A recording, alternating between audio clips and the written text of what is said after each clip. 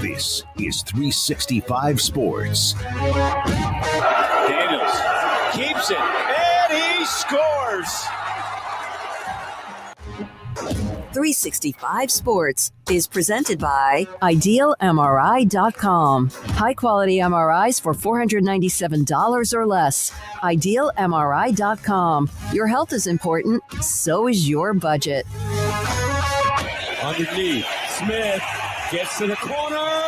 Money on the rise. Touchdown, Jeremiah Smith. 365 Sports is also brought to you by Texas Farm Bureau Insurance, protecting Texans since 1952. Johnson buys some time. There's the tight end again, rumbling towards the end zone, and the touchdown for Ancio. Remember when you had a guy, someone who could fix anything? They're still out there at Batteries Plus. With their quick solutions and expert advice on batteries, key fobs, and phone repair, Batteries Plus will have you in and out and on your way in no time. Batteries Plus, the experts in charge. Klubnik's going to take off. Klubnik for the touchdown. Now here's David Smoak, Paul Catalina, and Craig Smoak. Here we go on this Tuesday. Good afternoon, 365 Sports. The three of us here on the set, or whatever this is called, with Craig Smoak and Paul Catalina. I'm David Smoak. Thank you very much for your time as we close in on that first weekend. Coming up Saturday, the games, not many of them, but Iowa State and K-State and Ireland, and of course KU also playing at Booth Stadium at home on Saturday. Garrett Ross is out this week. Brandon Rowe running the mothership at Andrew Valade came out of his bat hole back in the corner, is out there and doing some good work as well. All right, so more quarterback decisions made. Some of them may be surprising, or guys who came from behind, or what? BYU, Bear Bachmeier is the team starting quarterback.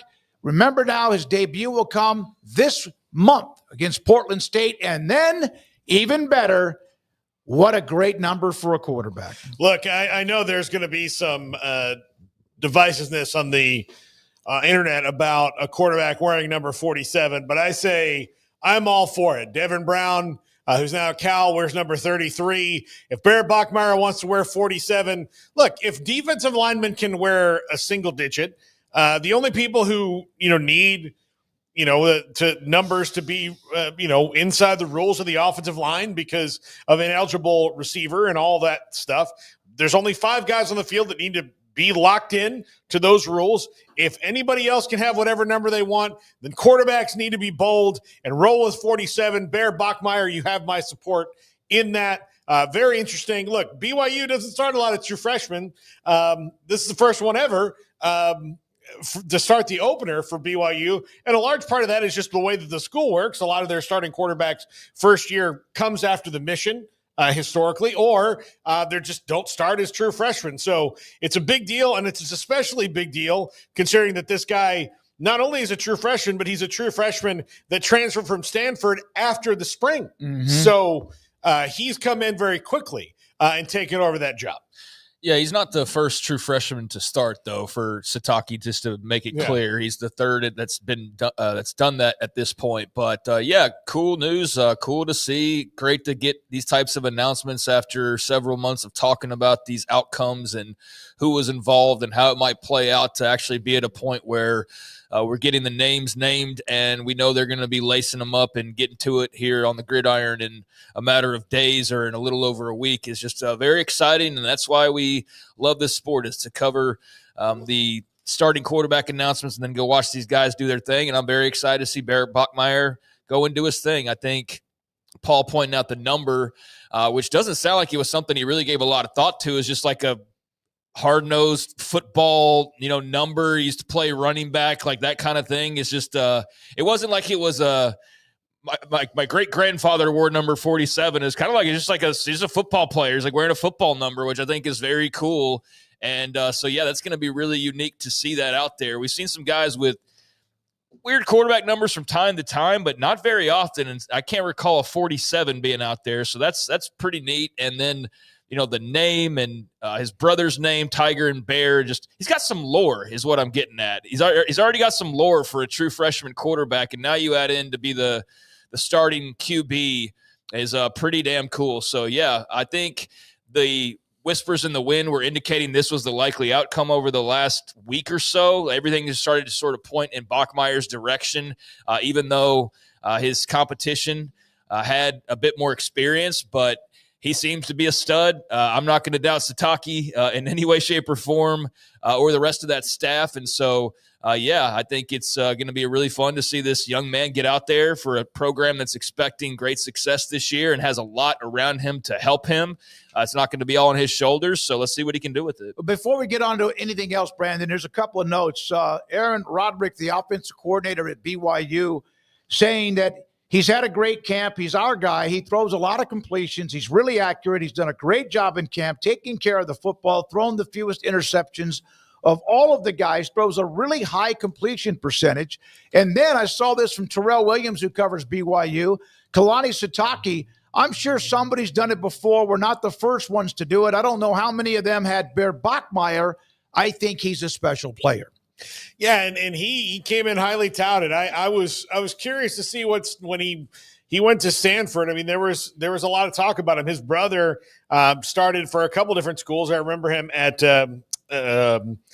Boise State the most, but he's big, he's strong, he's fast, he's athletic, all these different things.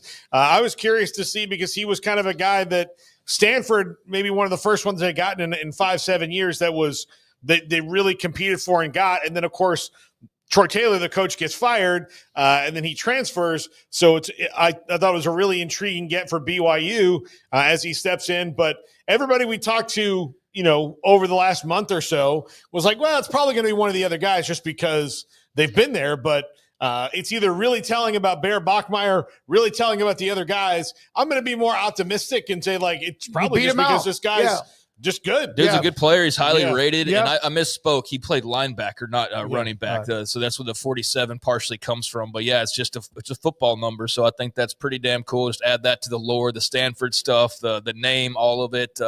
He's going to have no problem if he performs. Being talked about a lot more, but some cool buzz coming out of Provo today. Yeah, he also said he likes the number because it gives him a fullback mentality, which that's probably where I'm thinking of running back. Yeah. But some other numbers of quarterbacks. Of course, Doug Flutie was 22. Craig's favorite quarterback, Devin Gardner from Michigan, wore 98. Shea Patterson was in the 20s. Devin Brown at Ohio State was 33. Now, of course, he's no longer at Ohio State. He's what, Cal? And there's a couple other names of quarterbacks recently with those type of numbers. Now, from BYU to Utah, Kyle Whittingham. Now, this is kind of funny. Steve Bartle, who covers them, outside of naming Isaac Wilson QB2 at Utah, Whittingham said that they probably will not release a depth chart thanks to the new health rule from the Big 12 that requires reporting for only who is available from week to week. Paul Catalina, I saw your response. Yeah, I think, and look, I love Kyle Whittingham. I love when we have him on the show. I don't want him to see this and think that I think less of him in any way. But this is not just an indictment on Kyle Whittingham. This is an indictment on one of the dumbest things that coaches do as a collective. This is not a one-off thing. Many coaches think this way, from high school to college to Bill Belichick wouldn't have released an NFL depth chart. You couldn't have gone to the Patriots.com and seen the roster if not. If another team seeing the two deep ruins your game plan wasn't good.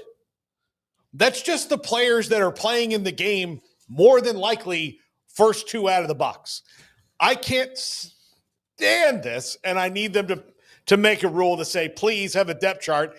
If selfishly only, before anything else gets in the ridiculous, I like to know who's on the team because I like to do a little research when I'm watching games. And if there's no depth chart beforehand, it's hard to do that. Well, we're going to have a coach on here in just a second. We'll ask him his opinion of that. Craig, anything else on that before we get to Casey Keeler? No, I just think it's classic Whittingham to be as bristly as possible with anything and everything. And so this is no different. And just to kind of play the gamesmanship, it's just I think fitting to what we know about him and our experiences. And I mean that all in a very positive way of just like, he's just a bristly old coach and he's just not going to go with the status quo all the time. So yeah, now, okay, you want me to give out depth charts or, health statuses? All right, well, here's how I'm going to do it my way is kind of how I look at it. And so, yeah, you'll get what you want, but not any more than that. And I'm going to keep the rest to myself. All right. Casey Keeler, Temple University football coach. He joins us now on 365 Sports, a good friend of the show from his time at Sam Houston State and elsewhere. So I don't know if you've been listening in on us. You're my age, so you can't be grumpy. Well, I was a little grumpy this afternoon, but that's besides the point. Not a good practice, huh? Well, no, we're maturing right now. We're trying to figure it out. It's we're at that hills and valleys sort of stage right now. Hopefully we're going to start leveling off a little bit, but I see some good, I see some bad, and I am honest with them. That's for sure. No question. And that's why you've had incredible success, how you build it to where you want it, where you have been. What are your thoughts about injury reports? And Kyle Whittingham said, okay, you're going to do that. I don't know if we'll have a depth chart we'll release. Yeah, it's one of those things. If you have like two distinct quarterbacks, like one is just the triple threat, and you're going to run a whole lot of that belly read and zone read stuff. And you're getting them on the flank versus if you have a straight drop back. Sure, I understand that. After that, really, I don't know how much it really matters. I don't get caught up. I know a lot of coaches don't give them a depth chart. I don't know. Again. The quarterback is that one position that, or sometimes if you have that great wideout, who you have to double cover, one of those things. I remember we had a great one and one of those things where he wasn't going to play, and all of a sudden they changed their coverage dramatically. It took them a quarter or so to do that, to kind of figure out that he's not out there and how we're going to, because they were going to double cover him all day long, and so yeah, I get it. It's we're all trying to win. We're all trying to win, Yeah, Coach, it's one of those things that, you can at least give me something basic that I can look at online so I can find it. That's all I want. I don't want shit like, those are the things that kind of get me nuts, just as someone who does what we do, because I like to know. I don't like to fly by the seat of my pants when I'm watching games. Well, yeah, I worked for ESPN for a year, commentating, and that was one of the things I was like this. I'm just trying to tell the story. Mm-hmm. And I'm not sharing this information with anybody else. Just the more you can give me, the more research I can do, the better I can tell, great stories about your players, the better this whole telecast is going to be. And that's why they're paying me. And so I would get frustrated because I would definitely run into some stonewalling. And, that was frustrating because of we're not releasing that until it's live from the stadium. Like we're talking about the players and those kind of things. But I would get a lot of that. I was frustrated because it's like, I'm a former coach. Like you would think you would get a little grace with the, a guy who's done their job, been on the sideline, doing what they've done. But more than not, would definitely not want to give you anything to work with. So, Coach, you had a pretty big transition. The last few times we had talked to you, of course, you were at Sam Houston. I think the last time we talked to you had taken the Temple job, but it's been a little while. So just how's Philadelphia? How's the program developing? Yeah. And I know you got UMass coming up here in a little over a week. Just how's everything going? Yeah, kids have been great. I talk a lot about, the first 4.5 days I was here, I met with every player individually. And I found a group of kids who really loved going to school here. And a lot of guys made a pact not to leave. They wanted to get this thing fixed. And I thought we did a great job in winter workouts and spring practice and summer conditioning. Now we're getting ready for a football game. And, as I constantly remind them, we're in a race against time. I think, it's them understanding like the little details, they're all going to add up. And when we play, that game on Saturday, that we don't get it back. That opener in Massachusetts, you can't have a do-over. And so I'm pretty hard on them. I mean, and they are starting to understand that. There's a really high level there's a high expectation level here. And we've done a great job. I mean, right now, like recruiting classes are recruiting classes. These are just kids that are committed. They haven't signed yet. But we're 75th in the country. We're second in the American. And we're third of all the G6 schools in the country, behind UNLV and South Florida. So in terms of recruiting class, so we have a great product. Temple's a great academic institution. Philly's an awesome city. I met my wife here. I was with the Philadelphia Eagles, and she was with she just graduated from Penn. And so this is coming home. And I know we've brought a bunch of recruits on campus in June, and they have just fallen in love with this place and fallen in love with our players, and that's why we've had such a great class. So there's been greatness here. What people don't realize is, Temple has 198 players that have played in the NFL. That's 81 draft choices, 4 first-round picks. There's some guy named Dawkins who's playing tackle for the Buffalo Bills, who people think he's one of the best tackles, not the best tackle in all pro football right now. We had a Heisman Trophy runner-up. 10 years ago, Temple beats Penn State at the Link in front of 70K. And then later in the season, nationally ranked Notre Dame and nationally ranked Temple play a tight one in front of game day. So, like, I'm leaning into a lot of the great history and tradition. Now, the recent years, they've struggled. But there's definitely been greatness here in the past. And one of the things doing my research, it's getting back to that footprint of recruiting. Like, when I got to Texas, it was pretty simple. You recruit Texas, Texas, and Texas. Here, there's definitely a Connecticut down to Virginia out to Ohio, area, probably about the size of Texas, and that's where you put your resources. And I think that's one of the reasons why we've, started off with such a bang in terms of recruiting, because we have a great product to sell, and also it's a great region when it comes to high school football. Some people may think that you're in Temple up in Philly, and that's the exception. But that, like you said, that's where you're from. That's where you met your wife. You've coached it in Amherst, at Rowan, at Delaware, and now Temple. So that area. Was that the lure to get back closer to your roots, or is this just the opportunity that came at the right time? Combination of both. I mean, I have 3 grandchildren that live in Wilmington, Delaware. And so I think, coming back to them was a big deal. We joke like it's great FaceTiming, but those FaceTimes only can last so long. You want to get to hug them and be around them. And I am my grandpa name is Snoopy. Figure that out. My wife is Mies and I'm Snoops. And my daughter had these nicknames for us because she thought I was a big cheese. So I was Snoop Dogg. So she, as a little kid, would call me Snoopy. And so like when I see the grandkids, it's, hey, there's Snoopy. So it's a lot of fun being back.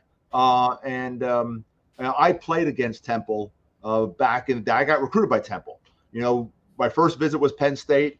And I remember Coach Paterno's met me and he said, son, those are really nice shoes. I had 2-inch heels on, trying to be the 6'2" linebacker they were looking for, not the 6-foot linebacker they're probably going to pass on.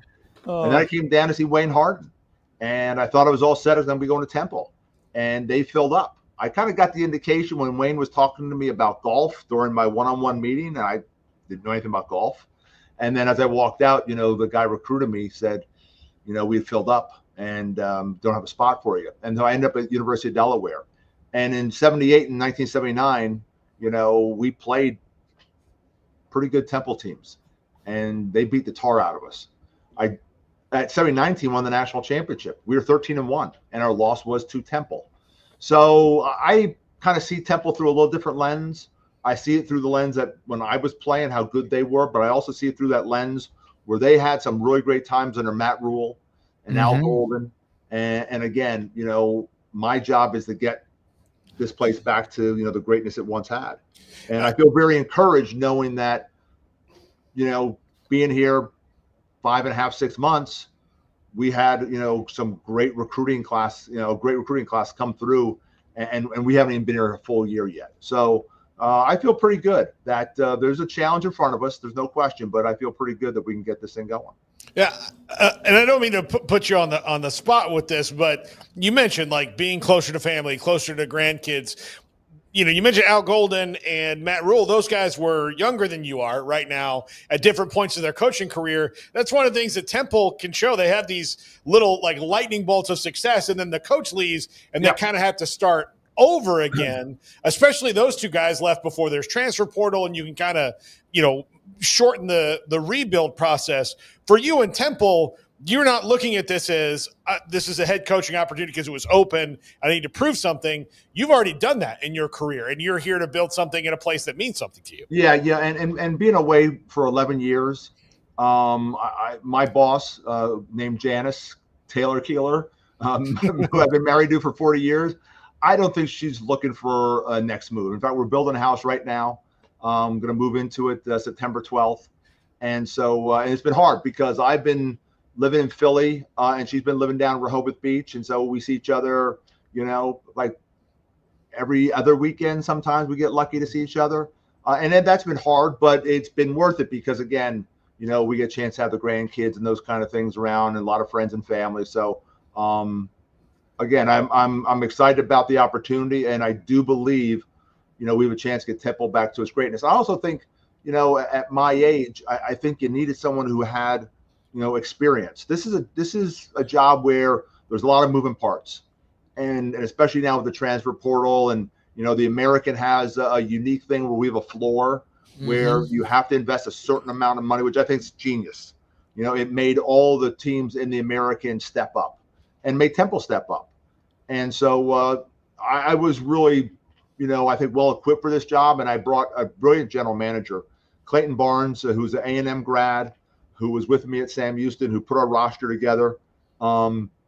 He came in and put a recruiting department together. That's the thing people don't realize is Temple has, we have a beautiful practice facility we're in right now, just football. A field and a half outside, gorgeous weight room, all the meeting space we could want. We have a whole department, recruiting department. There's a lot of they want to win. They want to win. And again, I think the key thing I need to do is get back to the root of recruiting this region. And will we take a Florida kid? Absolutely. Maybe a Texas kid or a Georgia kid, but we're going to put our resources here in this footprint. And I think that will pay the dividends. You mentioned Al Golden. You mentioned Matt Rule. Obviously, Bruce Arians has a history there. Pop Warner, for God's sakes, is there. How much does that help? And did you pick the brain of Golden or Matt at all? Yeah. Well, I'm going to tell you a quick Matt Rule story just to tell you what kind of person he is. So we're playing Richmond opening day, 2016, 17, somewhere that might be 17. And the hurricane comes in. And so they're using Sam Houston as a staging area for the floods in Houston. So they have to move our game to Baylor. And so we go out there to practice, and the first person who met me at the 50-yard line was Matt Rule. And Matt had filmers for me. He had meeting space for me. It was like, that's who he is. And the thing he hates about this story is that we won more games in Baylor Stadium than they did that year. We remember. But Matt's not going to panic. Matt's going to stick to the plan, and he got that thing rolling. But yeah, definitely talking to Matt and talking to Al, and I have a great relationship with Bruce Arians too. All those guys kind of gave me, the same info. It's like Temple tough is a real thing. Like, you're not going to throw the ball. You're not going to bring five wide receivers in and throw the ball with fourth and half a yard to go. That's just not who we can be. I mean, it's a Temple tough mentality. So that's a real thing. And they all agreed that we got to get back to recruiting the region, because even though they stole some players out of Florida and Georgia, or they're, in that 2015 team I talked about who beat Penn State, I think of the 124 players in the program, like 105 were from that footprint I'm talking about. So, yeah, they got some players from outside the region, but boy, there's some great high school football here. And, we've shown very quickly that we're able to get some of those guys interested in Temple. One of the things I've noticed is here in the Big 12, but other places, with the advent of NIL and the transfer portal, being in a major metropolitan area used to not really be, and it still maybe is not the exact draw of, where you're going to go, because most college towns are the same. But you're in Philly, and that's got to be an inherent advantage just because of now you have a transfer portal. If you've got kids that want to be closer to Philly, like want to be there. Has it been a draw of like, hey, there's a lot of great high school football around here. Sometimes kids go off somewhere else. They want to be back closer to home. Well, you're the school in Philly. It's you. There's not everybody else. So I think we brought 32 players on campus in June. Mm-hmm. I think there was like 5 flights, maybe 6 flights. That tells you a lot about our recruiting territory. Yeah. And the other thing is, once you get those high school kids here, there can't be an excuse that I'm going to get closer to home. They're already closer to home in terms of the reasons you get for going to the transfer portal. And so having them get used to mom and dad or uncles or aunts or whatever coming to watch them play, I think it's a huge advantage. So I think that's why, I'm all about culture. And I think the way you develop a program is, you have a culture where you recruit your locker room first. Those are the first guys we're recruiting. We're trying to keep our best players here. Then it's the high school kids, because quite honestly, there's better high school players than ever before for a place like Temple, because so many people are living in the portal. We're not living in the portal. We're in the portal, but not living there. We're not making our bread and butter there. This is like our third part of recruiting. And then the third part of recruiting is the portal. And those guys are guys that, like, there's a need. Like we have a need for a tackle, or we have a need for a quarterback, or we have a need for a couple running backs, or whatever it may be. We're not just stocking our locker room full of guys who, might be 1-year guys or, didn't fit somewhere else. Now we're trying to keep our locker room, trying to build with high school players, and then add the portal kids. We'll probably sign 30 high school players this year. So you can tell how committed I am to the long-term health of Temple football, because this is not signing 30 transfers. This is signing 30 high school guys, because, again, I want to build this from the ground up. If you don't mind, one more question for me. Aren't you the program that when you were moving up to the FBS, that you basically redshirted most of your team? Yep. Sacrificed a year so younger guys could play, but also the other guys would be around. So, I mean, as far as managing a roster, COVID, you won the national title the year after COVID. So, I mean, you've done this many different ways, haven't you? Well, and it's either you adapt or you perish. And I remember getting a phone call from, an All-American offensive lineman, and he goes, Coach, boy, we're just won a national championship. We're transitioning into FBS. There's a 9-game schedule. Like, I don't know. Like, I think I'm going to put myself in the portal. I said, well, hold on a second. I said, I have a plan. I said, we're going to play you 4 games. One of those games is going to be against Texas A&M. One of those games is going to be against SFA, down at NRG Stadium. And then 2 games early. Then we're going to put you in the weight room. We're going to get you in shape. We're going to be ready to go and we're going to use your red shirt. And so that's what we did. We basically got all of our best players. We said, listen, like, who wants to play a 9-game schedule? I don't want to, but we have to, because just the way things are working out. But we can redshirt you. So we redshirted a ton of guys, and we'll be able to keep that locker room together. And then I had guys like Ramon Jefferson, who was a great running back on our national championship team. He goes, Coach, I don't have a redshirt year. And so I helped him get to Kentucky, because he had gotten his degree. He won a national championship. He's first-team All-American. And yeah, I got it. Like playing a 9-game schedule for nothing didn't make a whole lot of sense. So I don't think like the NCAA, when they put these rules in, the portal was not involved. And so to be able to have your kids just be able to pick up and leave, and rightfully so, because you have a 9-game schedule, it was hard. But we found the red shirting our best players was so critical. And the fact that our kids wanted to stay at Sam Houston. They loved the place. And so we found a way to make it work. But that's what coaching is. It's problem solving. So I quickly saw a problem that we were going to have with this 9-game schedule and all the players who were saying, like, why are we doing this? And I found a good solution. I mean, playing in A&M, how does it get better than that? I mean, really.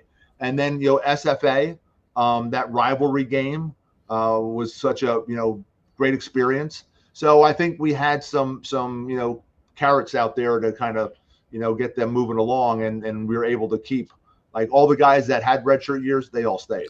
Yeah. Campbell's can in the background. What is that? That is on your shelf. Well, Campbell's soup is right over the fridge. There you go. Yeah. And so they'll send something out about, like, hey, good luck, try to get in the bowl, like, that kind of thing. So that's from I think one of their bowl appearances. But Camden, New Jersey's right across the river, and Campbell Soup is right there. Yeah, they've had some players come out of Camden, New Jersey. Oh, yeah. Irving Fryer, Mike Rozier. That's a long time ago. But Smokey, you ever been to Philly? Yeah. Philly's great. Look, even as I watched an Army-Navy game there. Even as a dyed-in-the-wool Cowboys fan, Coach, I love going to, like, I've been to Philly a bunch of times. It's a great city. It's fantastic. It's an incredible sports city. I don't admit that when I'm in Philly. I'm not stupid. Yeah. But Well, hey, quick story. So I'm living in Philly, and my general manager's living with me. And the cherry and the white looks a little bit like the Commanders uniforms. And so they beat the Commanders, and they're moving on into the playoffs even deeper. And Clayton Barnes, my general manager, is out with his cherry and white on, and he's seen a lot of dirty looks. And he's realizing people think he's walking town with his Commander stuff on. So he quickly bought a Philadelphia Eagles hat and sported that, because there's a lot of pride here now. I was one of those 1.5 million people that went out, in the cold and watched the parade, and it was very cool because I had Tristan McCullum, my safety from Sam Houston, was on that Super Bowl team. So it was very cool. And I just was at practice a couple days ago, and Ife Adeyi, our wide receiver, is on the Eagles roster right now too. So it's great. We play at the Link. And we have a great relationship with the Philadelphia Eagles. And so Nick Sirianni actually called me 2 days before the Super Bowl, hey, great to have you back in Philly. That's awesome. He played against me. He was a player. I was a coach at Rowan University. He was at Mount Union. I believe his only loss in his entire career was when we broke the longest win streak in the history of college football, beating Mount Union at Mount Union.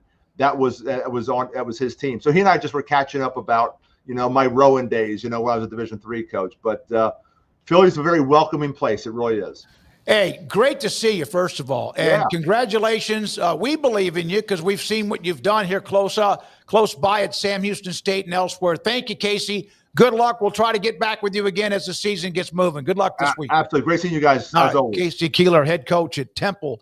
Man, how about the Matt Rule story here? And the Hurricane, and then the background where he's been at Rowan, Delaware, Amherst, and much more, and broke that Mount Union winning streak that, golly, I can't remember. It was seemed like 100 games in a row. So, by the way, if we ever can get up to Philly for something, I would love to do that, because I want to take you guys to the Liberty Bell, the museum they have, the new fancy museum they have for, like, the Liberty Bell, Independence Hall.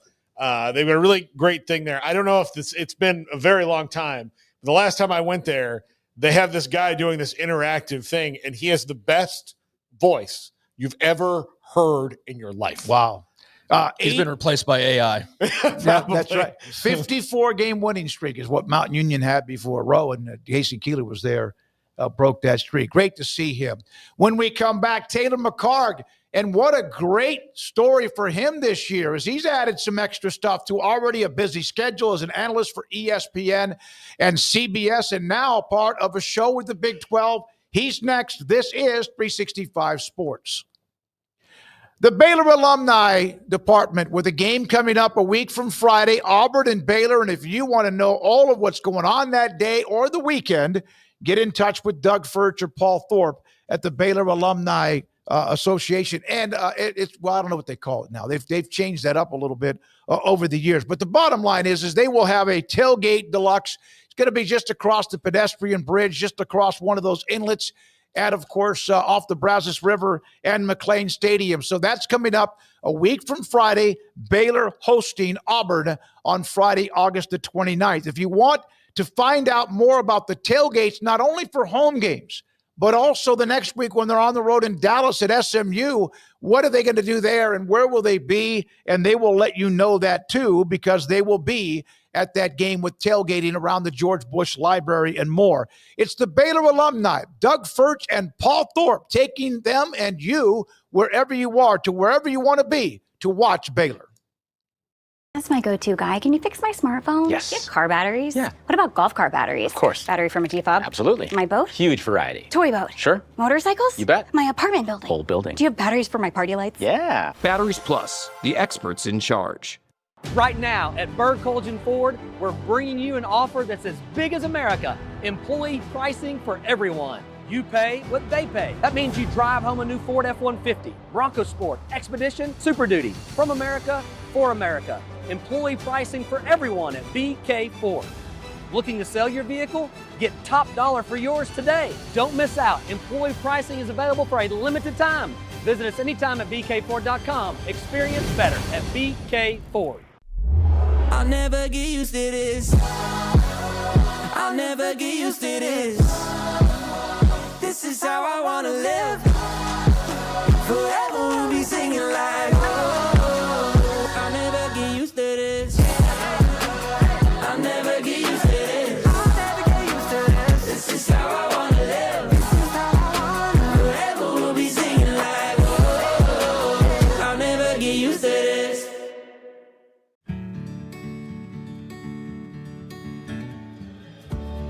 Whatever it is you wrangle, whatever seeds you sow, no matter what you nurture or what you choose to grow, at Texas Farm Bureau Insurance, we're proud to protect all Texans.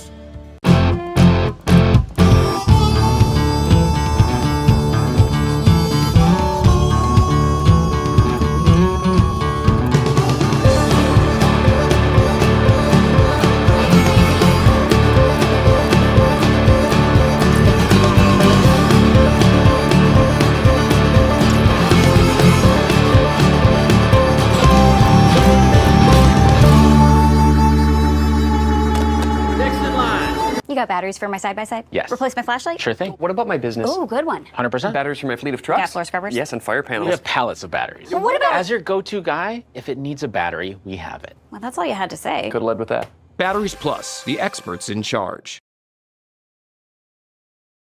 It's 365 Sports. The 3 o'clock hour is sponsored by Waco Custom Marketplace. Meats, sweets, Texas treats, and a cut above the rest. 425 Lake Air Drive, Waco. There was a super chat at the end of the show yesterday. We're going to reflect back on why Kim Coulter sent that to us in reference to Frank Leahy and Notre Dame. We'll get to that at some point today. There's our great friend, and I mean rolling up now, Taylor McHargue, ESPN, CBS, Big 12 work now.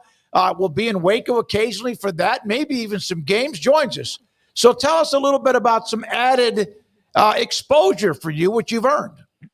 Well, thank you guys. Yeah, it's good to be back. Yeah, signed on with the Big 12 Conference show called Inside the 12 that I think they launched last year, and really fired up to join that team. And we'll record, and I think first episode will be Thursday, and preview the Week 0 matchup coming up in Dublin. That'll come out every Thursday on True TV, 7 Eastern. And it'll also be on YouTube and all the other normal mediums for the Big 12. But yeah, excited. I open my schedule next week with SFA at Houston, and got a few more Big 12 games mixed in there as well. But looking forward to getting the season going. Well, you'll enjoy working with Pete. He has a podcast for Rogue. Great guy. You'll love him. So let's start with that first game. That's Saturday. Farmageddon in Ireland, which is a bummer for the fans that love that game there. But I think for the Big 12, fantastic showcase all alone at 11 o'clock on Saturday morning. What do you think about this one matchup-wise? It seems to be maybe the best one they've ever had in this Aer Lingus series that they have. Yeah, no doubt. I would say that the slate for week 0 overall is the best we've had as far as I can remember. These week 0 games are interesting because go back to last year. The example I keep using is SMU goes to Nevada, and it was not a great Nevada team, and SMU should have lost. They end up being a playoff team. And I use that example because week 0, it's such a new team, and especially in the portal era, you're trying to gel these guys together and get a cohesive unit. And to me, week 0 is all about trying to play as clean a brand of football as you can. For Avery Johnson in Kansas State, that was an issue last year. I think the troubles that they had down the stretch were really driven by turnovers. So that's what I'm looking for in this game. There's going to be plays that are made on both sides. You got 2 quarterbacks that have been around. Rocco obviously has been around for feels like forever with Iowa State. But which version of these offenses do we get? Does Avery Johnson take that next step forward? I think this will be a close game, but I think it comes down to decision making from coaching staffs, number one, and then beyond that, it's who takes care of the football better. Taylor, you mentioned that you're going to be going to check out Houston. Connor Wegmans grabbed some offseason headlines with the move there to H-Town to play for Willie Fritz. So what are you kind of hearing? What are you sort of expecting from Connor Wegmans? Yeah, it sounds like he's had a great camp from everything I've heard. I'm excited to anytime a quarterback gets a second chance as a former quarterback, I want to pull for them. And this is a team that I feel like if there's anybody out of the Big 12 that I would say could surprise people this year, I would say it's either Houston or Cincinnati. I think those are 2 teams that you don't hear a lot about. There's not a lot of headlines because of the attention on the Baylors of the world, Texas Techs, Kansas States, Iowa States, Arizona States. But I think Houston has an opportunity to pick up off where they left off of at the end of last year, where they upset some teams, Kansas State being one of them late in the year. And Willie Fritz, head coach at Houston, is somebody that I trust, is a head coach that I think deserves the benefit of the doubt. If you go look at his Wikipedia page, for anybody that's not familiar, everywhere he's been a head coach, they've won. And it doesn't take him long to get there either. So I expect a big step forward for Houston. I think this is at a minimum a bowl team. And I think their ceiling could be 8-9 wins where they take that real next step. And it'll start off with an SFA team that it hasn't been very long that they almost went on the road and beat Texas Tech. So this will be a good FCS team again. And Houston will have to. This is not one they can just roll their helmet out, but they should win comfortably if they play well. What are your thoughts? Bachmeier, the transfer, goes to BYU. They have a quarterback battle, and it all depended on who we talked to the last couple of months, but he gets named the starter there. Yeah, BYU is interesting because I think you'd have them. Vegas before the Jake Retzlaff news had this as one of the kind of in that top tier 3 or 4 teams in the Big 12 in terms of winning the Big 12 for odds. They slipped down to closer to the middle of the pack. For Bear Bachmeier, I think it's interesting that he wears number 47. I don't know exactly how I feel about that, but I know some college football fans are like, what are we doing?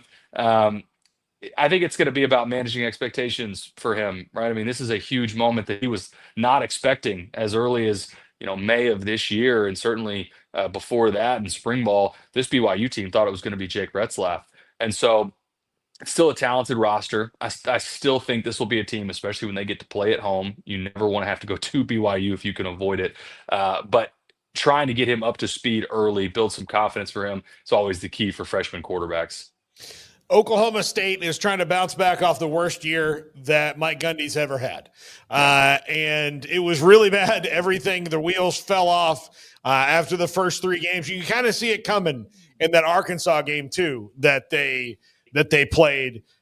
What do you think about them with new quarterback, new everything, new coordinators that are kind of the old coordinators? Where do they have to take a leap to calm the waters in Stillwater?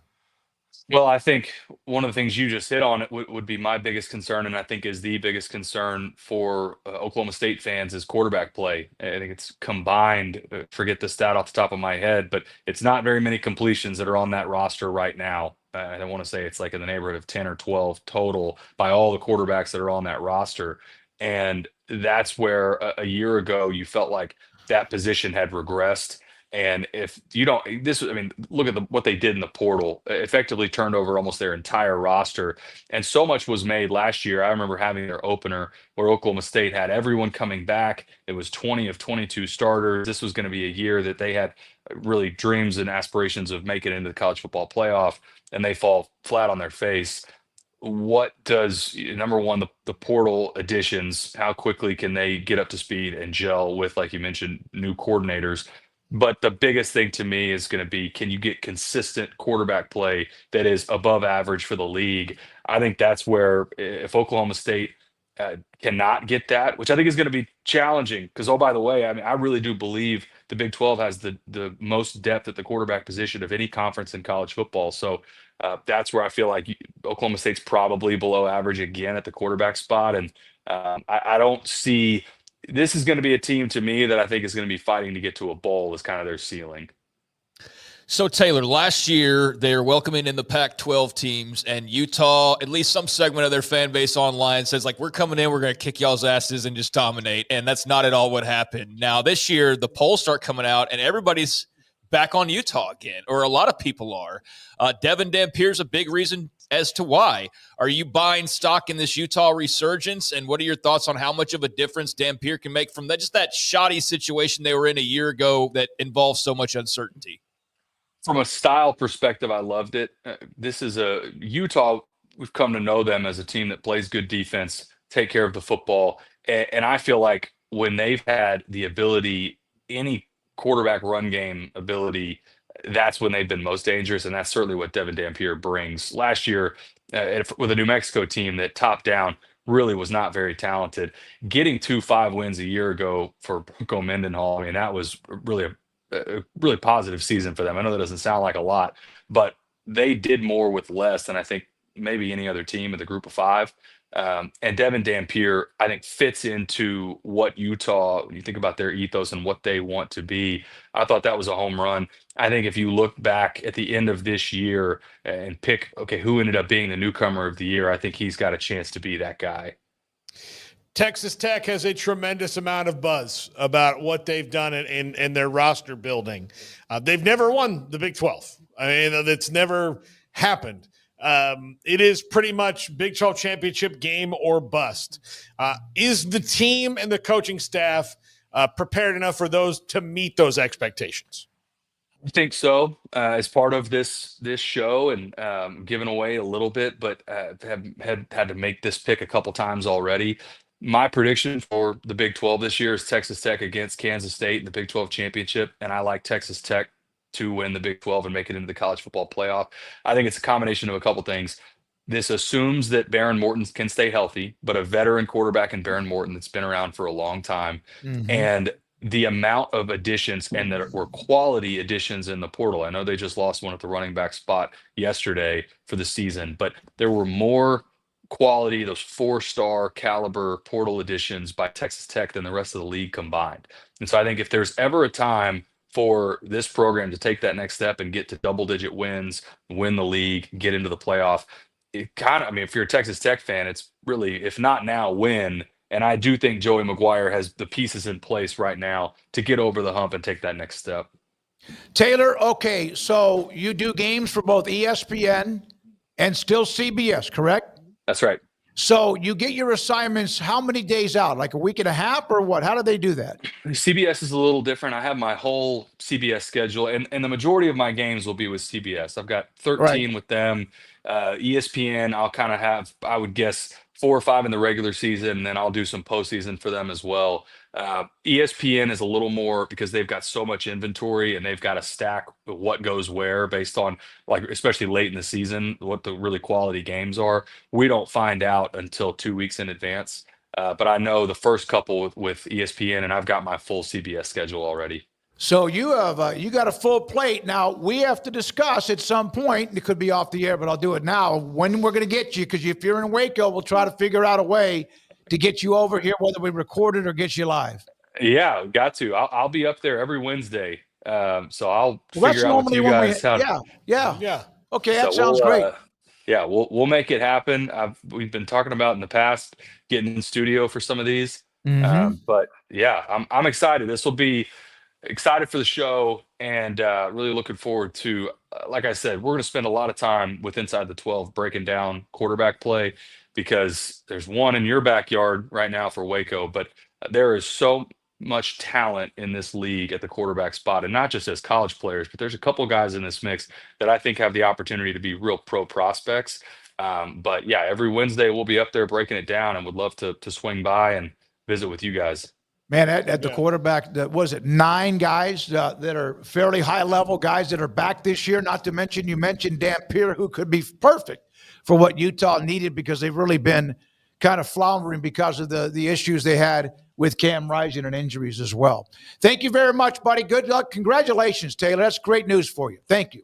Awesome. Thank you, guys. Good to see you guys. Thanks for having me on. Taylor McHargue with ESPN, CBS, as he mentioned, quite a bit, and also will be a part of that Big 12 Now show every week on, the Big 12. What is that going to be on? It's True TV. True TV. I'm sorry. Go ahead. All right. Yeah, and I'm sure they'll have the links that you can follow through the Big 12 and the YouTube channel and all of that. So just another thing getting started back up that's exciting and an indication of football season. And if we didn't ask about your starting quarterback and you're a Big 12 fan, we asked about a lot of them. We had like 9 of them left. So thanks, Super Leagues. As far as supersized leagues go, that's part of the problem. So I would like to ask him at some point in time, like Taven Jackson at UCF. Like, we haven't talked at all about UCF. Yeah, it's been kind of quiet. Haas Haney, you got brought up, but if you wouldn't have brought him up, I don't know if we got around to him, because Oklahoma State, sorry, wet blanket, but they're just kind of there in the background for now because nobody really is buying in just yet on them, and so they're not getting a lot of attention for that reason. And then, I mean, Caden Salter in the situation up in Boulder with a young man behind him and Julian Lewis that maybe pushes him, maybe doesn't, because Salter's a seasoned vet. But, I mean, we could go on and on and on, but there's 16 teams, and so it's just hard to get to it all, you know? And Fafita doesn't even get brought up in here. Yeah. Noah Fafita, who is pretty highly thought of. Hell, Brennan Sorsby's a great quarterback. Jalen Daniels is really, but to go back to UCF, Scott Frost just yesterday, they asked him if Cam Fancher was going to be the starter because he'd been running with the ones the most of everybody. But he said that between Cam Fancher, Ja'Curry Brown, and Taven Jackson, they're all about neck and neck right now. The other two have caught up. Even though Cam Fancher probably has the most starting experience of any of the three, they've got a bit of a problem, I think. If you don't have one, does that mean you don't have, or if you have 3, does that mean you don't have one? Yeah. You hear that, it might be that you're also pretty damn lucky in the quarterback room. I know in the offseason, a lot of just the predictions for who would be UCF quarterback, like, just defaulted to Taven Jackson, I think. So that's why I mentioned him there, because that's just the guy I've always seen. But hey, if they've got others that are pushing him, that might be good news, that might be bad news. I don't think we'll know until we see the Knights out there. But they're still in the midst of that. And I actually had one of our UCF buddies was going to send me a story for this newsletter we're doing that we'll talk about at another time. But he was like, I think my story's still fresh unless they name a starting quarterback. So they are very much on starting quarterback watch in Orlando right now. But everybody else seems to have pretty much settled in on who their guys are. And it's a very intriguing list. I mean, some NFL talent to be sure in this league. I think Josh Hoover, Sawyer Robertson, obviously you're looking there in Tempe and looking at Arizona State very, very closely because they've got probably the stud of studs as far as the league goes right now in Sam Leavitt. But there's a lot of really good quarterback play that hopefully leads to some really good teams. But we also know that with this league, it does tend to cannibalize itself. So we'll see how that goes this year. Yeah, the 9 we've talked about, these are the ones that have been stories written about how strong the conference could be because of this. Hoover, Morton, Sawyer, Robertson, Leavitt, Fafita, who gets overlooked, who last year at this time was like maybe even a part of an All-American campaign. Sorsby, Jalen Daniels, Rocco Beck, and we'll see him against Avery Johnson this weekend, those two. Then you have Wigman, with his experience, is he going to move up if he gets the Houston job? Dampier, Hosseini, Bachmeier now at BYU. West Virginia, is it Markiel at West Virginia? Yeah. And hopefully I'm missing somebody that might be obvious. And who is that? You mentioned UCF. Wasn't counting along. So, yeah, I don't know. And I actually need to go and look at WV, see what the latest is there, because I know they've got who is it? Jalen Henderson. They came in. Yeah. But, yeah, I think that when you look at the other leagues, there are top quarterbacks in those other leagues as well, especially if you think about the SEC and not what guys have necessarily done, but what they could be, like Austin Simmons and Arch Manning. And, like, if those guys pan out, they could be very, very good or already pretty good. But I think for some of those guys, that's all still hype. Now, granted, it is in the Big 12 as well, very much so. But then you look at the Big 10, and you got teams like Penn State who are bringing back a Drew Aller, or you got a team bringing in a Francisco Mendoza like Indiana. But then there are a lot of other questions. And I think the ACC's clearly got Jennings and Klubnik and King. But I just think the depth of the Big 12 has a chance to be really special this year, that you've got a good number of teams that have a pretty good to great quarterback. Do we have the super chat? Okay, here we go. Good stuff with the quarterback. This is one Mountain View cross-country runner was waiting for us to get to this. Thank you for putting up the note, because he has to run. Will the biggest challenge for BYU's quarterback overcoming learning the wide receiver routes, learning rushing with the offensive linemen, or just being a rookie in college football? Thank you for the super chat, Mountain View cross-country runner. I think it's the route tree. I think it is that, like, the chemistry with wide receivers. The gaps in the running assignments are a little bit easier. The other thing is it's easier because you just know that you only have to make one decision, which is turn around the right direction and hand the ball to the running back. You know where he's going to go, but your job is much easier there. So I think that one's the easiest. I think being a rookie in college football is different for everybody. Some guys, you can tell it is. Some guys, and maybe, like the fact he's already won this job maybe tells me that it maybe won't affect him as much, that he's ready to go. I think it's always going to be the route tree. Yeah, we could hold this back and ask Taylor about this the next time that we talk to him. I'm going to copy and paste it. Might be good to do that. Thank you, Mountain View cross-country runner, for the super chat, though. We appreciate your patronage. And I would say, and I'm not Taylor McHargue or guys like him, but I typically, when it comes to the freshmen, I just haven't interviewed a lot of those guys over the years. There is the learning of your receivers and kind of how everybody else operates around you, to be sure. But I think the thing that I always hear the most, and it goes for quarterbacks, but also especially for quarterbacks, but it goes for, is just the speed initially. Yeah. It's like that, hey, buddy, I know you're running practices, and those players you're playing against are pretty good. They're also told not to hit you, and they're not going to like blindside crush you when they get an opportunity.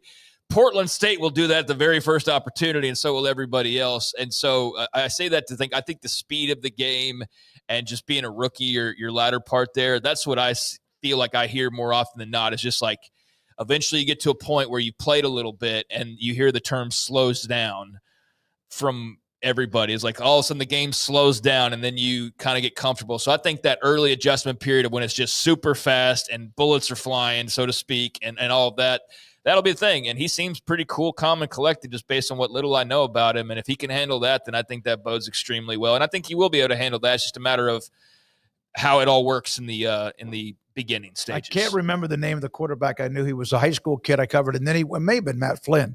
And then, of course, LSU and the SEC won a national title. But when he went to the NFL, he said that you thought you had the speed of the game at the SEC level. And it's then you go through camp, mini camp, then you go through training, then preseason, and then wham! It's like you don't even understand it, because the speed of the game changes as each part of getting ready for NFL season, or in this case, the college season gets. But so I would say just the speed in the game, all that, just like slowing down, which I don't think will take extremely long or anything. But he's got a lot of potential. I think there's a lot of excitement. Had they gone with the other options, I think that would have been understandable, and people would have been like, okay, yeah, sure. But I think the fact that it is this true freshman with a cool name and some history and 47 on his jersey. And just like I said earlier, he's like already got some lore about him. He's just got like some cool profile, like bio stuff already about him. So if he can throw the football well, which apparently he can, then, I mean, get the NIL endorsements lined up for Bear Bachmeier for sure. And I think, too, we'll see on Stanford, but Portland State should not be too much of a challenge for you. Get his feet wet. Then Stanford, that'll be a home game. And then you go to East Carolina, so you'll get your feet wet as far as your first road trip and all that before Big 12 play. So I think by the time Colorado rolls around there at the end of the first month of the season, then he'll be far along and we'll have a pretty good idea of just where he is. Portland State has had a pretty good history, but of course it's at the levels of which are not the FBS. But remember, Jerry Glanville went back up there about 20 years ago and started coaching again. But my comments more about respect for BYU than disrespect for Portland State. Yep, absolutely. Pokey Allen was pretty good at Portland State back in the day. All right, when we come back, Shahan Jarrar, around the corner, Steve Shaw. He is the COO of the NCAA and officiating to go over rules that, well, we're going to get your questions on that because a lot of times you think you know them. I think I know them, and I don't. And a lot of times we don't. So he's going to give us some of the updated rules in college football from Steve Shaw from the National Football Foundation and the COO of the of NCAA and officiating. This is 365 Sports. Waco Custom Marketplace, man, love the family, the Bauer family, love their store.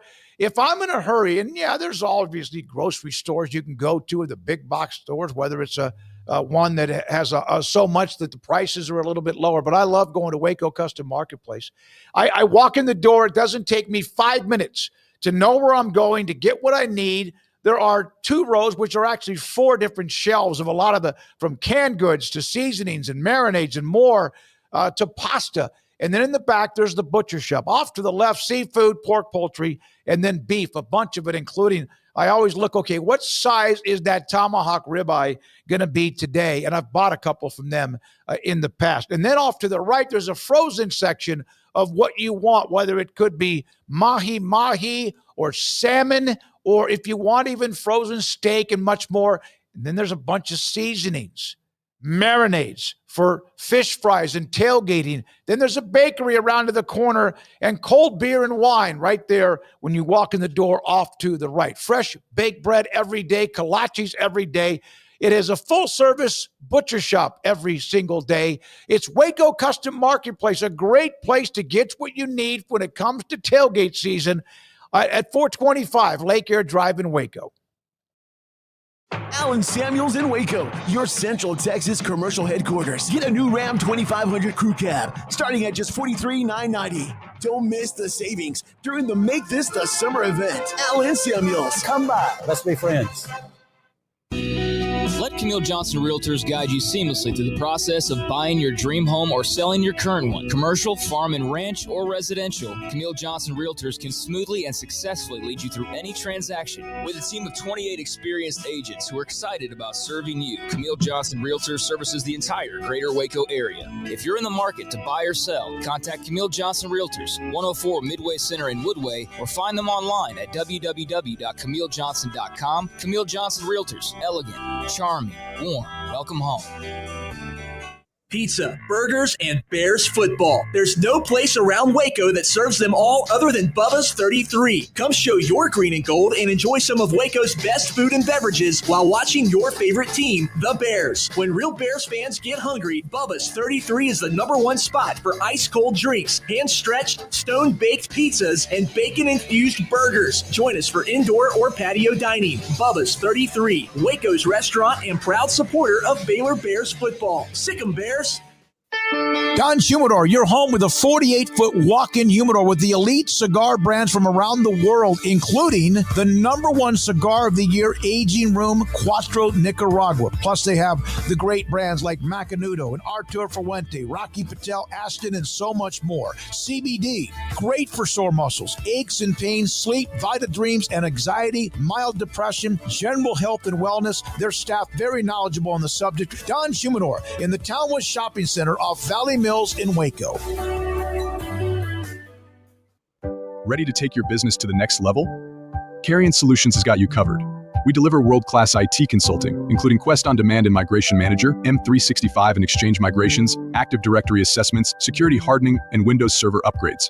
Our experts specialize in consulting, monitoring, support, and managed IT services. We promise vision, professionalism, and unbeatable value. Satisfaction guaranteed.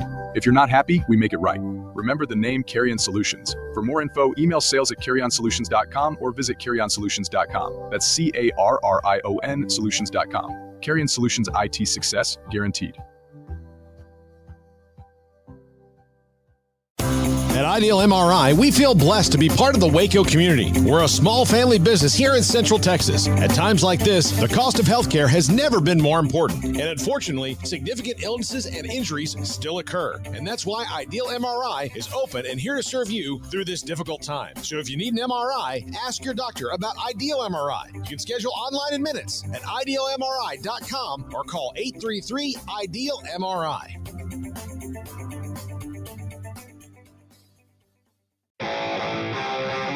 This is 365 Sports. Text us at 254-339-1122. The text line is sponsored by Riverbend's Liquor and Wine, with the most extensive variety of craft beer in Waco. A hidden gem on Lakeshore Drive and 19th Street. Here we go, this 4 o'clock hour. Before we get to Shahan Jarrar, this was today at the Texas Sports Hall of Fame around 11:30 until sometime a little after 1. Mac Brown, who was on with us yesterday for a long time, and Vince Young, who was a part of that 05 national championship team. Ed Clements was the host. Bruce Geetson, a good friend of ours, was the one who set this up. Lunch with a Legend, the Lone Star Luncheon at the Texas Sports Hall of Fame. There was a bunch of burnt orange in that building to hear those two greats in Texas history. We're now joined by Shahan Jarrar, and one of the things that was brought up, Shahan, do you remember where you were? How old were you when they played that game against USC? You were still a kind of a young kid, weren't you? Yeah, I remember it well. I was watching on the upstairs TV in our house, the smaller one, because my parents wouldn't let me watch in the living room. And I was going crazy. I was, I would have been 11, just about to turn 12 years old. I was in the 6th grade, and my 6th grade teacher at the time, because I didn't grow up in college football, was a huge college football fan, Mr. Perez. And so every single Monday during that season, we'd come back together and really get a chance to kind of talk about it and celebrate it and all that stuff. So that was a fun year. He had that newspaper up for the entire rest of the year of Vince running into the corner of the end zone. So I remember it well. I wish you guys had given me an invite. I would have loved to meet Vince and Coach Brown. Yeah, they were there. I forgot to let you know that. That's my fault. Yeah, you got to. You know what? You need to just. Well, they didn't do a very good job of letting you know. Yeah, Texas Sports Hall of Fame. I mean, like, you got to be on the media list or something like that. You're 90 miles away. You can be down here in just a second. So, Bear Bachmeier named the starting quarterback at BYU, a true freshman. What are your thoughts on his crazy journey from Stanford in the spring? Coach getting fired there, Jake Retzloff leaving, and now he is the starting quarterback for a team that was 10-2 last year.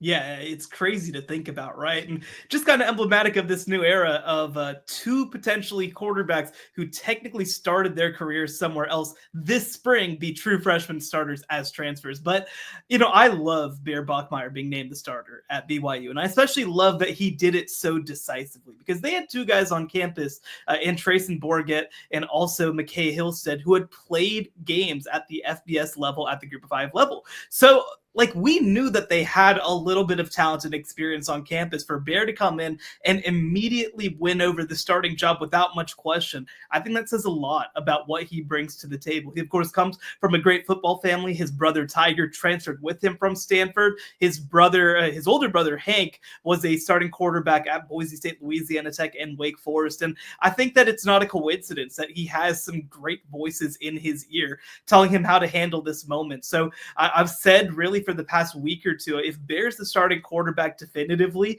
I think it changes the way that I look at this BYU team. My big question with them heading into 2025 is, will they have upside on offense? Will they have explosion on offense? If they have a player like Bear Bachmeier in the lineup, I think they're much more likely to find it than with some of the other guys who maybe just haven't impressed at this point. Shahan, are you yay or nay on a quarterback wearing the number 47 as Bear Bachmeier will be wearing this season? I don't know how I feel about it. Now, I will say, talking to some folks around BYU, what they said about him is that he obviously grew up playing running back and linebacker, and he loves keeping that linebacker mentality, even at the quarterback position. I do love that. I do love a quarterback who isn't afraid to put his shoulder down and make you feel him. That said, it's going to be very weird when you see him dropping back. I remember a couple years ago, right, Devin Brown at Ohio State wore 33, and I believe it was in honor of Sammy Baugh, I want to say. Of course, there was the famous Devin Gardner. It was Devin Gardner, right, who wore 98. Yep. Like, it's always something to see these unusual numbers, but 47, that's a little bit of a different one. I feel like even these days, you barely ever see linebackers wear a number like 47 anymore. Yeah, it's definitely. I was saying earlier, between first of all, the Bear, Tiger, and then Brother Hank is just hilarious. The lore about this young man, he's wearing 47. He's got like this linebacker, fullback mentality. His brother, I don't know. There's I think if he plays well, the NIL will explode, and I think he's got like some real potential in Provo, especially as a true freshman. No, I think so too. He comes from like I mentioned, a great family. They have a younger brother. I can't remember what his name is, but it's also animal themed. I don't know where Hank came from, to be quite honest, with being the eldest brother. Another fun fact, especially for people like me, he's the first Asian American quarterback over there. His mother is from Thailand originally, so I think he's going to be somebody that BYU fans and college football fans in general fall in love with, and they've already had a lot of fun with it on social media. They posted a lot of videos, sort of AI type things of Bears in a number 47 football jersey. So they're going to have a chance to, I think, really increase his brand. And, I think that BYU wants to rally behind a quarterback. They did last year with Jake Retzlaff and the whole sort of BYU movement. I think that Bear Bachmeier is kind of a natural successor to that. Buck Bachmeier is the younger brother. Man. Yeah, that's Buck crazy. Bachmeier. Yeah, he'll be a freshman this fall in high school. So be on the lookout for him here in a few years. So you're a guy who wrote a lot about Texas Tech this offseason. We've all talked a lot about Texas Tech this offseason. And yesterday, they didn't get derailed, but they did get a dose of bad news with Quentin Joyner, expected starting running back in Big Portal Edition, being ruled out for the year. I know Joey McGuire commented on it just sucks this time of year to see guys getting hurt when we're so close. But your thoughts on the news, the potential impact, and how Texas Tech keeps it rolling regardless?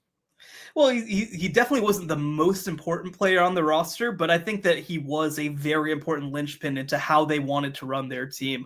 Talking to some people around that program over the offseason, they felt like Joyner was one of the most undervalued running backs in the country last year. They felt like he should have been used way more during his time at USC, and they felt like he had the upside of being a major NFL draft pick, of potentially being an all Big 12 type player. And I think that's where you lose the most, is that Quentin Joyner was a potential all Big 12 selection. The guys who are back there right now, they have two true sophomores who are going to be splitting snaps.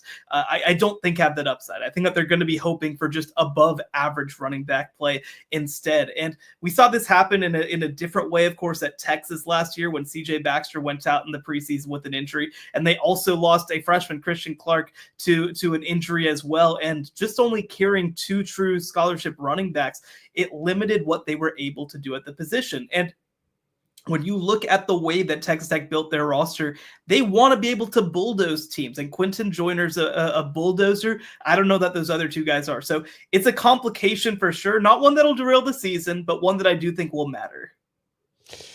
Shahan, as we get close to Farmageddon overseas this weekend, has anything changed? Like, have you heard anything or seen anything that changes how you think this game's going to go between these two?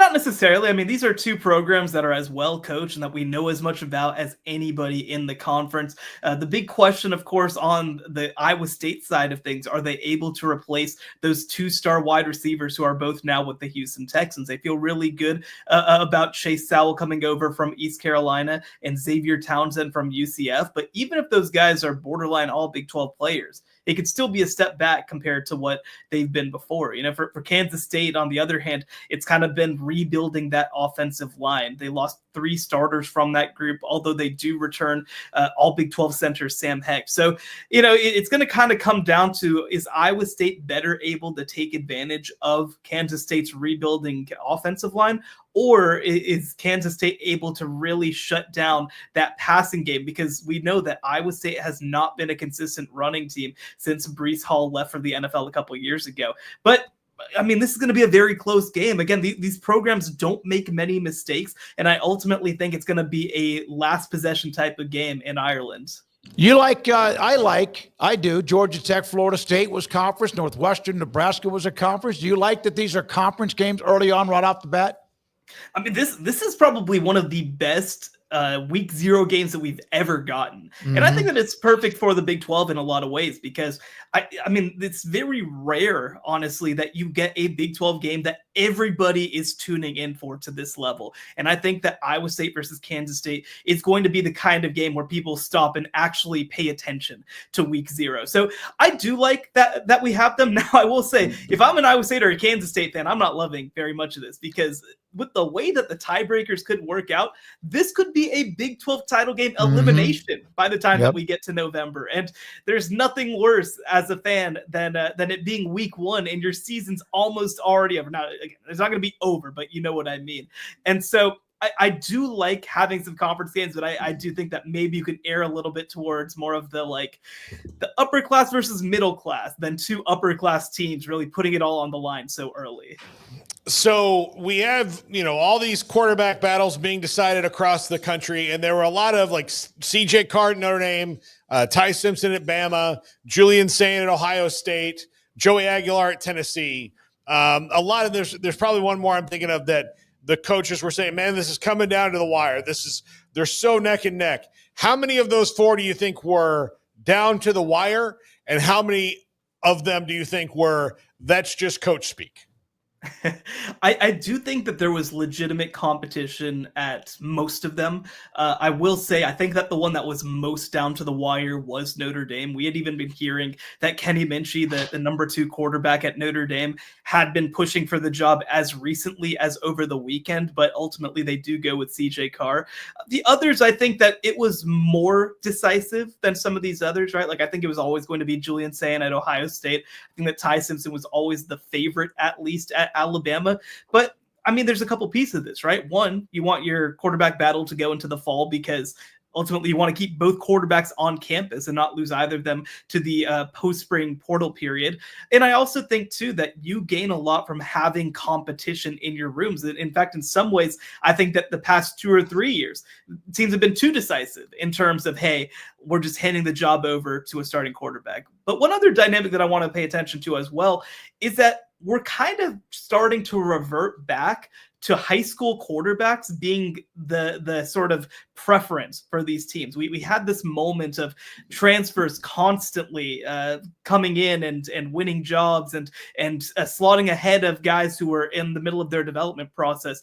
Well, I mean, again, Alabama now has a homegrown quarterback again. Ohio State has a homegrown quarterback again. Notre Dame has a homegrown quarterback again. I think that we're about to move back on that trend, especially as these 5th and 6th year quarterbacks start to age out of college football. Last thing from me, you wrote about the younger quarterbacks, Mackenzie Milton, formerly of UCF, and now a guy that is getting into the coaching business. And your thoughts about him with a bullet on the way up?